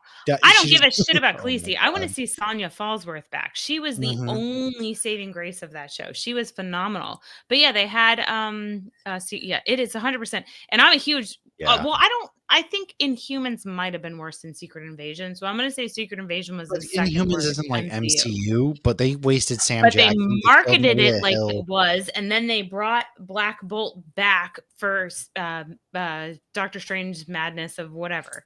So, all right, I have not seen this. Maybe you guys can address. Okay. They're referring to I hope not. Time out. There is a comic book that dropped last week where it's in the far future, and there is a white Black Panther. Now we don't know. This was the first issue. We don't know what it is. It's the long running joke was that they're slowly going to make Ryan Gosling the new Black. No, this is that's not happening. The comic books last week, they took that joke and ran with it in the comic book last week that they dropped. I believe it was Marvel Knights. It could be wrong, but it was released, and we don't know what the story behind it is yet. Ryan Gosling. That's what I'm saying. The biggest ongoing joke was that eventually Ryan Gosling's in everything. He's going to become the White Panther. Yeah, so that's probably what he saw. Well, Anthony Mackie calls Bucky the White Panther, and he's like, actually, it's the White Wolf. What was he called? White Wolf. That was the one. And he's like, what? And he's like, never mind. I love them together. That's what we need more of. We need more of that. And after Buddy Thunderbolts, cops. it made me upset because I want Do more like Anthony Mackie contained and Sebastian Stan together. I need Captain America and more Bucky Barnes. Yeah. All right. So before we go into what you'd like to looking forward to, you both saw Thunderbolts? Yes. Yes. All right. So what was your assessment of how Bucky was used in that? Because there's almost a sense in the trailers that he's sort of comic relief, but I feel like a lot of people were comic relief in that, in the way the trailer was kind of laid out. It wasn't funny. He was no more comic relief in that than he was in Falcon and Winter Soldier. Agreed. Okay. Or even Civil War. Very serious. Yeah. Okay. Yeah, he's just like sassy with the what's your name? Battlestar. Stop the car. He was the same kind of the asterisk. It's actually the new Avengers now. They changed the title a week into release. Funny enough. I like how they're like, we can't call ourselves. It's not even spoilers. Marvel announced it themselves. Like, it's crazy. I don't understand the marketing behind it. I liked it. He's not comedic. Now the asterisk. Asterisk. He's the driving plot force. I don't know. He's just kind of there to keep the plot moving, I guess. Yeah. That's really what he does. He's not bad. They did a good job of connecting everything. Oh, he's like the dad of the group. I'll say he's like the dad of the group. He kind of brings them together, and he's like dad. So Sebastian Stan is not David Harbour's character? No, because Sebastian Stan's older than David Harbour. I will say this because let me rephrase that. No, not in real life. Bucky Barnes is older than the Red Guardian. Yes. In MCU, because he's talking at one point, he's like, "Well, I'm like 96." He's like 110 years old at this point. That's right. Bucky's roughly the same age as Captain America. Yeah. Roughly. Right. So Red Guardian offers comedic relief. I think what Sebastian Stan does is Red Guardian. He's that moral compass where Yelena focus, without spoiling, she's focused on the things that she's done in the past. No, I'm trying hard not to. And what he does is because the whole movie is essentially mental health driven. He's said basically I've been there. I've worked through it. I know where you're coming from. So in that way, he's kind of their guiding light that brings them together. And that's really it. It's a very self-contained movie at the same time. But when you say this is a Marvel mental health movie, you think Moon Knight. He's always had these split personalities, which I can't remember what the term is now because we don't use that anymore. I can't remember what it is. I'm so sorry, but how these are the characters that were created back in like the 70s of this split personality, and he's different people. Like that is not what Thunderbolts is like at all. They are taking like legit mental health very seriously, and they're looking at depression, and they're looking at multiple different things with mental health, and they're diving into that. My only issue with the movie was I didn't like how it wrapped up, because I felt like it wrapped up too nicely with a bow. And that's not how mental health wraps up. But it's set up though. That's my issue with Thor: Love and Thunder. That's my issue with Santa Claus 3. Like, I don't want things too nicely wrapped up. Santa Claus 3. You've been talking about Santa Claus 3 a little too much lately. Because why do I keep hearing you reminded me that one hug doesn't fix shit. No. Maybe it could have. Maybe if I was hugged. It could, depending on the hug. Yeah. What if Rosario Dawson's not giving out hugs willy-nilly, so I don't know, but if Anna Kendrick hugged me, probably solve a lot. Actually, that's me. You're a Padawan. That is Lauren's I don't know where she's at. So they're connected in their endings. They were too abrupt. I haven't watched the Santa Claus 3 in a long time, so I can't tell you. Okay, go watch the Santa Claus 3, and when you watch Jack Frost, absolutely not. Suddenly be Tim Allen in that? Because if Tim Allen is in that, I'm not watching. He is, yeah. Okay, what I remember is Tim Allen because Mrs. Claus' parents come up there and they pretend it's Canada, and Martin Short's Jack Frost. Short plays Jack Frost, and he gets one hug, and he's suddenly no longer cold and frigid. And so I felt like it was a very quick turnaround, and like, love, fix the kids' movie. And so I feel like Love and Thunder did that, and then I feel like Thunderbolts did that. Okay. All right. Well, I can't spoil it. I will take a Lauren, what are you more excited for Daredevil season 2? Marvel? Oh man, you stole mine, you son of a gun. You stole mine originally because you didn't fall in love with Daredevil until very recently. I liked it. I missed what you said, Lauren. What was the thing you were Daredevil reading? season 2. Okay. Daredevil Born Again season 2, I should say. Okay. Yes. I'm very much that in the Punisher special presentation. Yes. Can I just say one thing about Punisher before you guys go into your whole diatribe? Yes. The idea of cops and people like that being like, Punisher is my guy, and I'm like, have you ever stupid. Ever once listened? They're so stupid. About what the Punisher is? No. Did you watch Daredevil Born Again? You need to. They address that. But I'm not going to go into things, but there is a very specific scene with Punisher that you should watch. Okay, so the reason I say it because I know a bit about Punisher and his storyline, and I'm just like the fact that cops and people who are don't know shit. The Punisher would fucking hate you. Hate you. He basically says as much in a scene. I'm giving you homework, Doug, and the homework is to go watch Daredevil Born Again. Yes. Yeah. And then report back, and then come on our podcast. Yes. I'm happy to come on there and yell about that. You need to come and we will. Yes. You have until February 2026 to watch Daredevil Born Again season 2. So you got some time. Daredevil Born Again. It's like The Boys. It's like y'all predicting this. Like what? Like you just. So what I find funny, and so The Boys tie-in is there like the idea that fucking those people didn't understand that Homelander was them. Oh, Homelander's the bad guy. I'm like, Homelander's always been the bad. What the fuck are you? And Anthony Starr having to explain it to his fans of like, no, I'm evil. Hey guys, we hate you. This is about you. He killed Elizabeth Shue. You don't kill the babysitter. Oh, Elizabeth Shue. Oh. That harmed me in a lot of ways. I hated that. Also, what was super interesting was Lauren. Let me go on a small little tirade here. The lady that played, I want to say her name was Starfire in The Boys. Oh yeah. And just her being Starlight.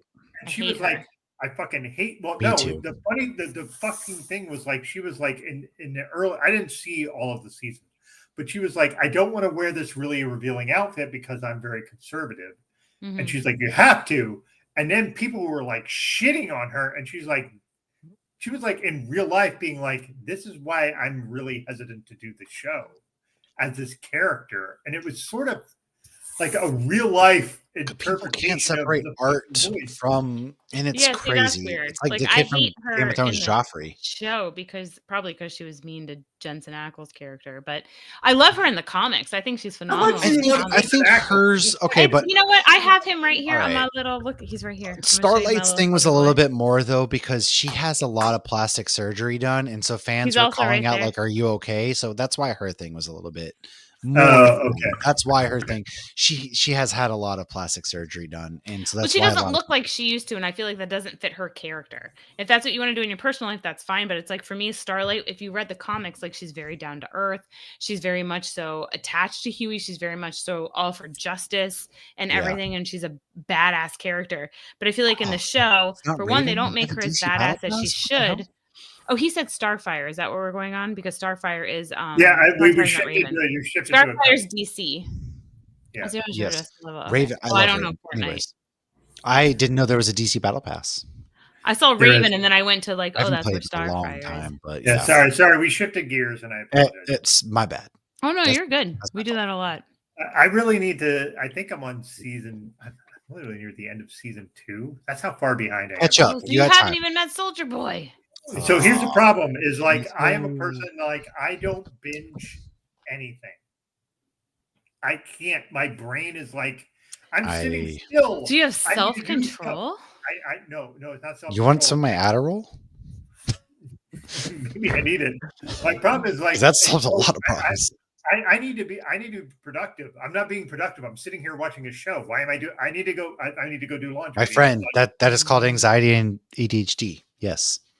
I'm a 53-year-old guy, and I have never had any. Welcome to Matt's After Hours Talk, where I explain that these are all the thoughts that I had.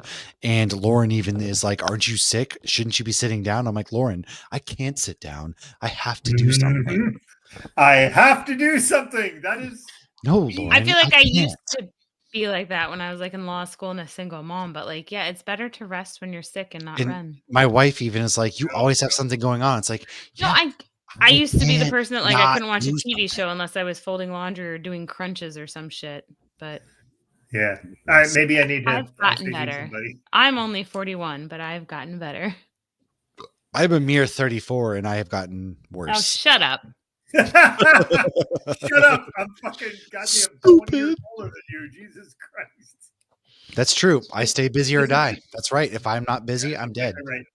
And here's the thing. So I am, again, I'm a man of a certain age. I grew up under boomer parents. My parents were, I was very lucky. I had boomer parents, yeah. I think we all did. Boomers depends on the age. Anyway, it doesn't matter. Maybe you did. I thought he was referring to depends, like speaking diapers. My parents aren't there yet. I haven't heard from your mom. Not quite. Just like my stuff all the time. Like my dad is 77 and my mom is 71. So that's where I am. So my mom had me when she was 17. I was. Oh, young. Shit. Good for her, man. Yeah. That's some badass shit right there. 71, that is not easy to do. No, that's not easy to do now. Good for her. Yeah. So anyway, my upbringing was like, I grew up in a very small town in very rural Pennsylvania, and work ethic was like every fucking thing that mattered. I got up at 5:30 to go to my friend's dairy farm to help him get cows in to go milked. I didn't work there. I did it for free because I was supposed to do stuff. So like the idea that shame. Yeah, shame is very much a part of this deal. So the idea of like, so I would go then I would go to school, and then I wasn't an overachiever grade wise. I was an overachiever. I worked 30 hours a week at a paid job working at a fast food place. And then I would also during the basketball season do that and play basketball, which was nuts. And I was a good basketball player. I played Division III basketball. I was decent, but I still worked 30 hours. But I still worked 30 hours a week at a fucking Hardee's because I couldn't sit still. I felt like if I was sitting still, that was bad. Yeah, I feel that. And as someone who is, it is really hard for me to be like, let me just sit and read. Like just sitting and reading. I love to read. I love reading, but the problem is if I'm sitting and reading, I'm sitting.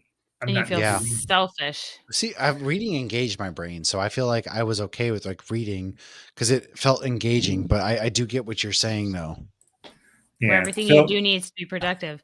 Well, I view it now. If I'm sitting and reading, I'm hoping my kids see this, but honestly, my kids don't give a crap. But they always say like be the role model for your kids. Do the planks and read a book. And my kids are like, "Oh, you're doing planks and reading a book. I'm going to do the opposite." yeah. So did we get to things you're looking forward to, Matt? We I basically know. just both said Daredevil. It was Okay. Daredevil. I was going to say it doesn't matter. I'm looking forward to Daredevil too. Me too. Yeah. So I don't have any And more questions for Marvel. so but is anything- Doug's looking forward to Daredevil season 2 too because he's going to you're watch getting me a season homework. 1.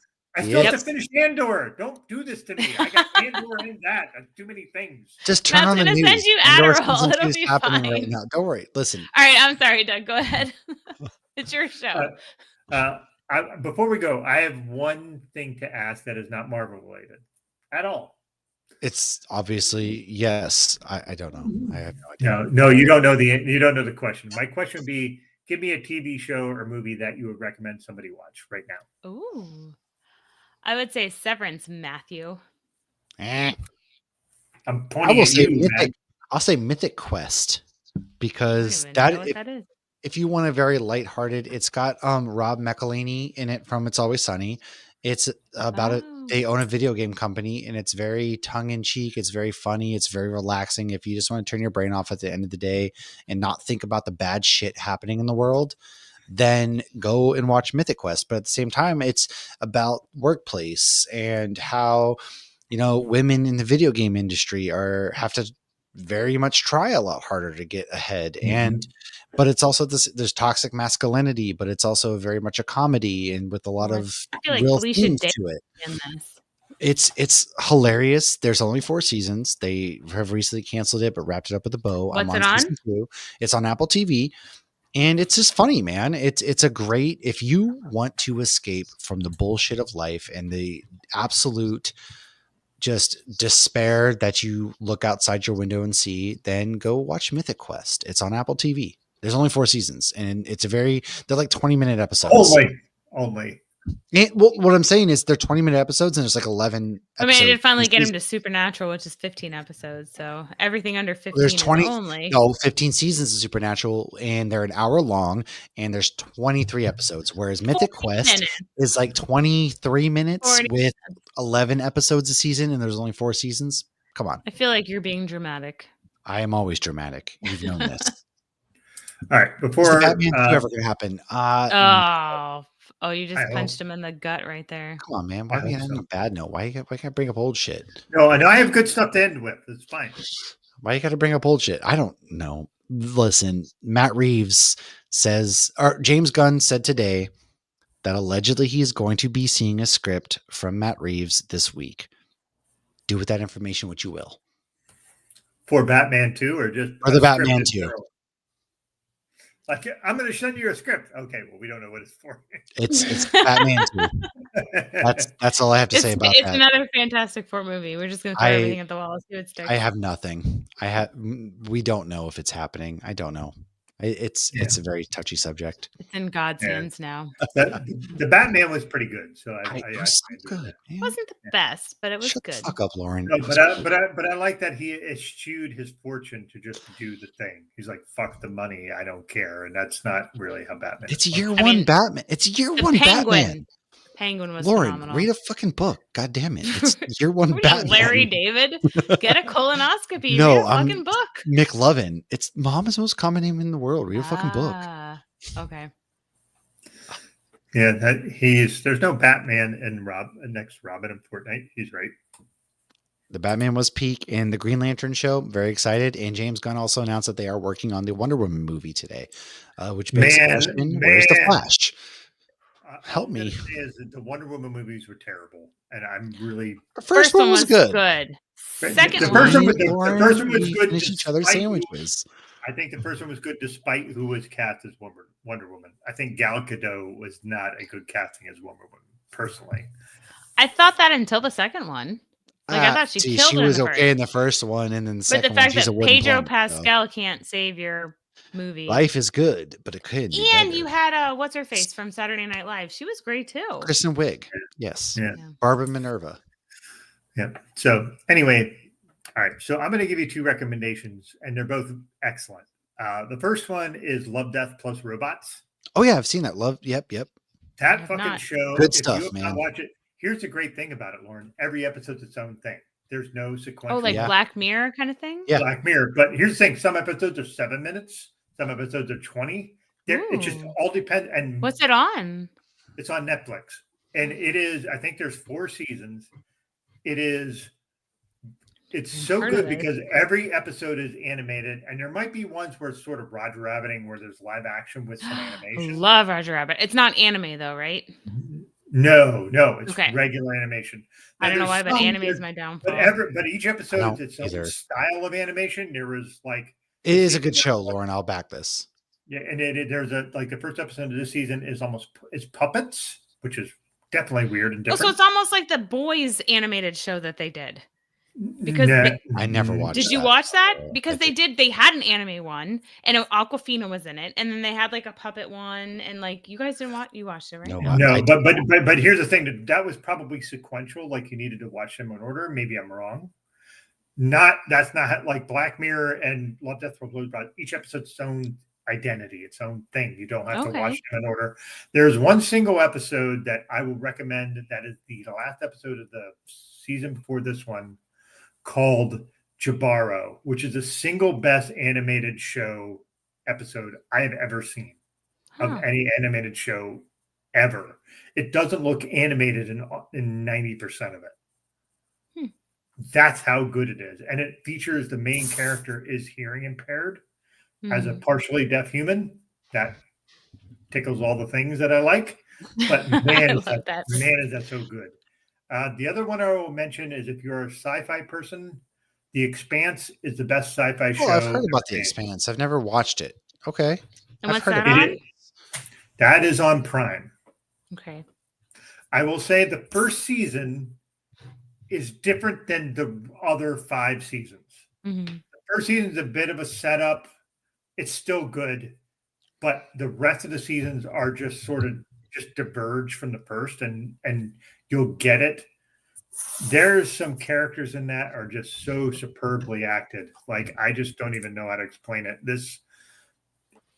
There's one character named Amos who I just love because he's just he's kind of a goofball, but he's a serious goofball in a way that I've never seen anybody play a character that way. I just sounds like Dean Winchester. It might be in that realm, like just somebody who's goofy, but like in such a good way that it's not goofy. Okay, that's Dean Winchester. He killed Hitler, but he also loves Scooby Doo. Yeah. So this Belta Loda is a terminology that's used by the Belters. So it's basically Earth, Mars, and the Belters. The Belters are in the asteroid belt mining. And they make a whole language for the Belters. Oh wow, that's cool. So it's like Star Trek made their own language and stuff like that. Okay, I can respect that. I never got into Star Trek, but I can respect that. Yeah. Didn't we have that in Game of Thrones? I mean, that's impressive. Oh that yeah. That's yeah. The Dothraki. The Dothraki make their own language. I'm not judging because I've been watching Love Island with my wife. So my daughter watches that every night and messages with her friends while she's watching Love Island. Come on, man. Yeah, trash TV, man. We love trash TV. So my desk is right in my. Lauren knows I'm always on the trash TV. The show is awful. It's fine. It's all bad. It's awful, but you know what? It makes you feel better about yourself. Okay. You know what's interesting? We were talking about going back to things of like, I can't do anything unless I feel like I'm being productive. Starting this podcast, which has been going on for 5 years, I feel like there are certain, like I can sit down and relax and watch certain TVs and movies because we're podcasting on them. So I'm still being productive. So there are other shows where I'm like, well, I have like, this is just a guilty pleasure, or I don't really want to watch this as somebody suggested it. So I don't feel that same sense of like. That's a good point. Yeah. I have one other thing to suggest, actually, and it's a podcast. Hope Geek News. Me too. Wow, what a coincidence. No, this is good. So I'll go first, and then Matt, you drop yours. Besides, No, you're fine. What do you have, man? I listen to podcasts while I run now. I don't know when that happened, but I do. So there's two. The first, the predecessor to what I'm going to suggest.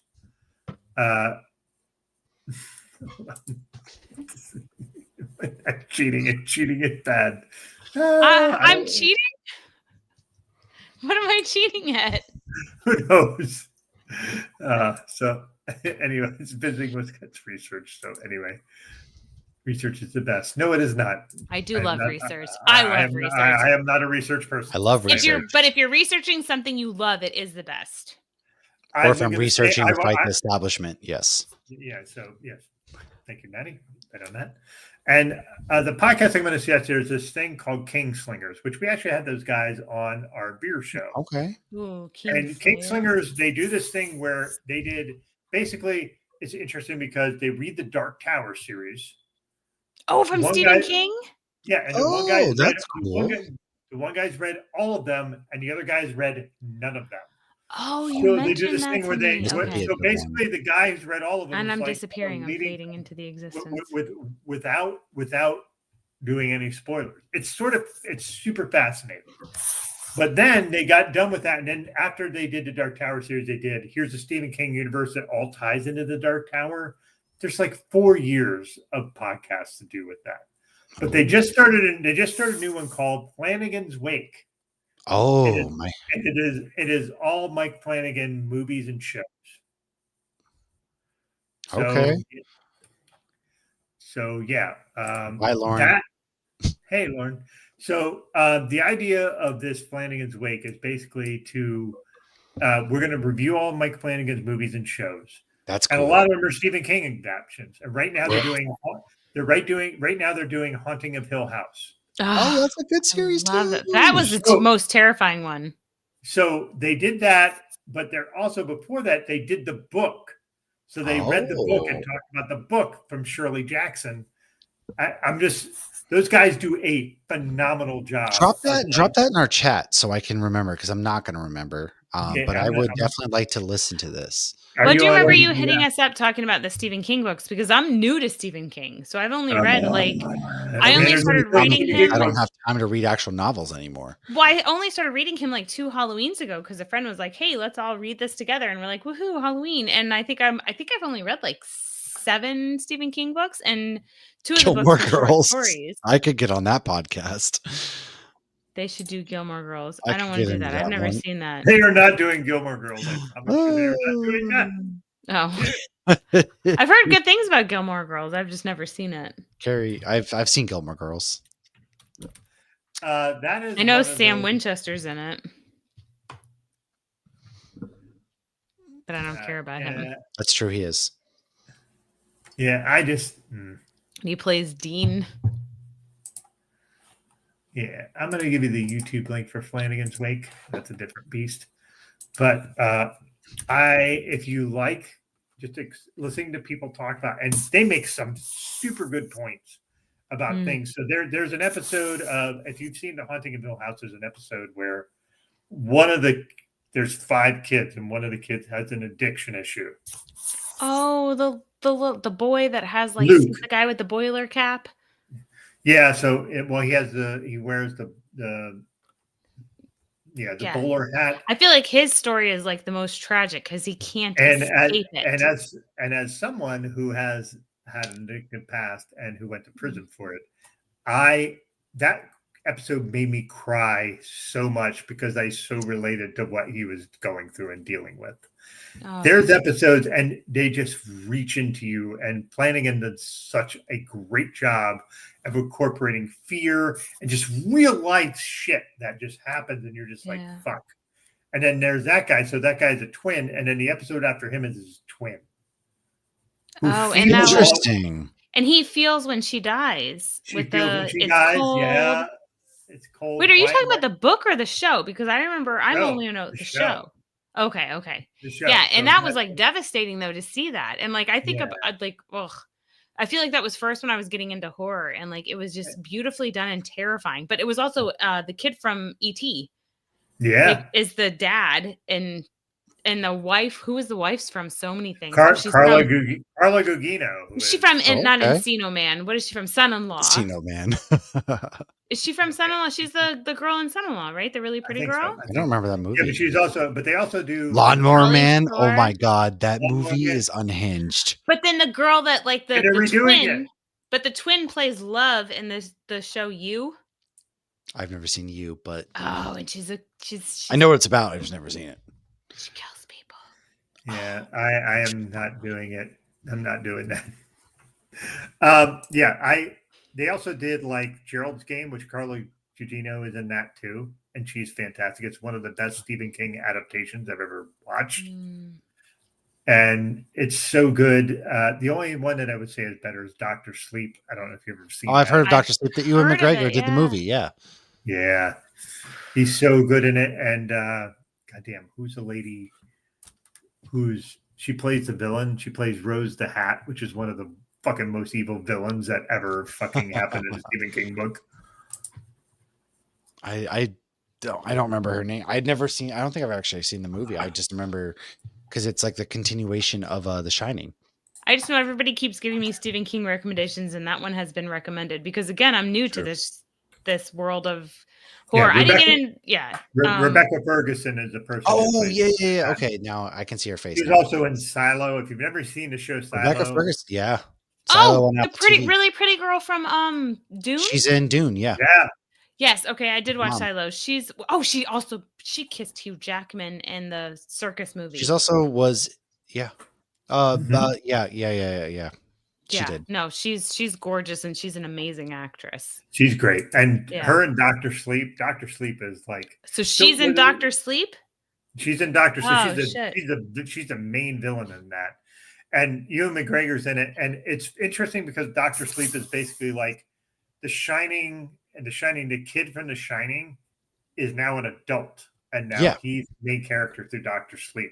Okay, so I need to read The Shining, rewatch The Shining, then read Dr. Sleep, and then watch the movie. Can I make a recommendation? Read The Shining movie with Kubrick's interpretation. It makes me so fucking mad. Shining. That's an October conversation we'll have to have. Yeah. But Dr. Sleep does this really interesting thing where they take the books and the movie from The Shining and kind of merge them in a way that's really palatable. Okay. Like Flanagan does stuff like that nobody else can do.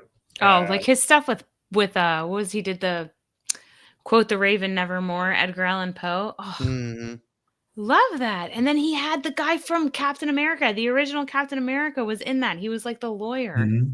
Yep. Oh, the show's so good. There's a million things to watch, folks. There really is. Sorry. There really is. Too many. So yeah. So again, we could talk for a million hours on this shit. And so I know we exceeded our time limit a while ago. That's okay. I wanted you guys on because I know we could have a really good conversation. It would go in a lot of different directions. That was really fun. So yeah. I want to thank you both for being on here because Mortal Kombat's kind of in this fledgling state, and I'm going all over the place. Like next month is going to be a comic one. Ooh. So like what I'm going to have is where is the whole thing? My apologies. So it's this. Oh, sorry, producer. I'm going to have a comic book with Amanda Dybert and Casey. Casey is our guy who sometimes come and does our beer show. I know. I want chips now. That's all I saw. Chips. Yeah. So he's hungry. Canadian. All that shit. Yeah. Also, I could endorse this more, but I like what Zach Rosenberg just said. I agree. Yeah. At any rate, I'm going to have a comic book comment. So like Amanda Dybert has done a million comics in a lot of ways. Powerpuff Girls, like Darkwing Duck. So Darkwing Duck. Yeah. So she's done all these different things with comic books. He-Man. She did a He-Man animated series on Netflix, not the Kevin Smith one, but the other one. Right. I wasn't allowed to watch She-Ra as a child, so I don't know why. Sorry, I cut you off. Go ahead. I'll stop. Yeah. I'm going to mute myself. Yeah, I want to say that Craig's, our producer, is like, hey, I think he's on a show. Yes, I understand, but I still think of it in that context, and maybe I'm fucked up. It's still all in the same realm. Yes, with you on that a million times over. So, anyway, folks, really, thank you so much for being here. I really do appreciate it. This has been fun. I hope to have you on again and really just do some other different things where we're talking about whatever. You know, I want to just explore things. Yeah, that's producer doing the right thing there. So, anything else you guys want to hit on before we end the stream? No, Lauren. Hop Geeks News again. Where can we find you? Tell us, Lauren. Tell us, where can they find us? What is happening? You can find us on the TikTok, the Instagram, the Twitter, and the Facebook at Hops Geek News. So the hops from the beer, like the beer hops, the geek, and the news. That's where you can find it. Superman month, right? Meow. So we're all about Superman. Yeah. So and Supernatural. Again, Supernatural. I've never watched that, and I'm missing out. You are missing out. Yeah, you're missing out. Took me 3 or 4 years to convince Matt, and I did it. It was 3 years because it took me 2 years to finish. I know too many people who are into it. You're gonna finish it, and then you're gonna be like, "Gosh, I'm so upset I didn't do this earlier because I wish I do think about it often, and I'm like, man, I should go back and watch that again." My problem is I feel like it's going to be corny, and really. That's where you're corny. I don't get corny. That's where you're wrong, bucko. The problem that you're gonna find is, how do I have time to rewatch a show for the 17th time, even though I got into it? Nope. Here's where that's not a problem. I watch shows. I maybe watch them a second time, and then I never watch them again. There you go. Because you haven't watched Supernatural yet. I haven't watched the second one yet. Don't worry. The Expanse is one of my favorite shows ever, and I have not rewatched that yet. All right, I'm gonna watch The Expanse. The first 3 episodes. You're gonna watch the first 3 episodes of Supernatural, and we'll report back. Compare notes on our show when you come hang out with us. This is a true statement. I watched Love is Fucking Blind. Yeah, I won't watch that. I feel like that's too cheesy. First of all, this is a safe space. I will watch Love is Blind. Supernatural is not it's a CW show, but they they named their villain in season 7 Dick Roman so they could make dick jokes. All right, so here's the problem. CW implies corniness. 100%, but that's the only place. Okay, you Zach, like The Boys, like right? Next week because Smallville is a topic of our conversation next week. Doug likes The Boys. Do you know who's the showrunner for The Boys? Eric Kripke. Jensen Ackles? No. Eric Kripke. Do you know who created Supernatural? Eric Kripke. You know who directs all of the episodes of The Boys? Phil Segrisha. Do you know who directed so many episodes of Supernatural for 15 seasons? David Segrisha. David Duchovny. No, but they do nods to the X-Files. Yeah, I see. That's the thing. So the X-Files is one of my favorite shows. So I'm going to try. Kim Manor, who was on X-Files, started with Supernatural. Well, he started. Yeah. Also, Haunting of Hill House has Annabeth Gish, who was in the later episodes of the X-Files. So, yeah. Sorry, if that was a side tangent, my brain can't help it. Anyway. We love it. All right. I don't know what this means. Matt Damon. It means Dogma is back in theaters, so go see it. Yeah. Team America. I just watched that at home, and I was like, this is really cheesy, and I love it anyway. So. Dogma? So good. Yes, Smallville show next week. We're in Superman month. Next week, we are doing Superman TV shows where we talk Smallville, Zach. You did hear correctly. Yeah. Smallville is one of them. We talk animated, we talk Superman Lois, we talk it all. So, yes. All right, great. So tune into Hops Geek News for that. And maybe I will have to sort out how to watch. 3 episodes of Supernatural. Damn it. 3 episodes. That's all you got to do, man. That's not 3. It's fucking 8 It's on Netflix. Although you start with 3, Oh, and then Lauren said that it starts with 3. You know like what? Linkin Park says, it starts with 1. You watch 2 episodes of Supernatural. I'll watch 4 of what did you say? The Expanse. The Expanse. Didn't I?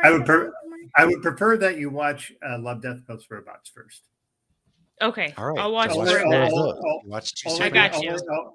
I would love to actually The Expanse. I would love to talk with you on Hops Geeks News sometimes if I can semi-invite myself to that because I'm really curious. You're already invited, so yeah. You're also invited to our next Supernatural episode. Also Black Mirror, which we talked about offline. I have to watch the new season of Black Mirror, but yes. Yeah, I will say this season of Black Mirror was much better than the last season. Oh, I liked the last one, maybe because it had Josh Hartnett.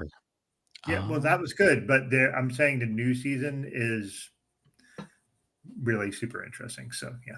Anyway, thank you both for being here. We'll maybe conversate after this for a few minutes, but thank you for being here and cheers to you both. Thank you so much. Cheers.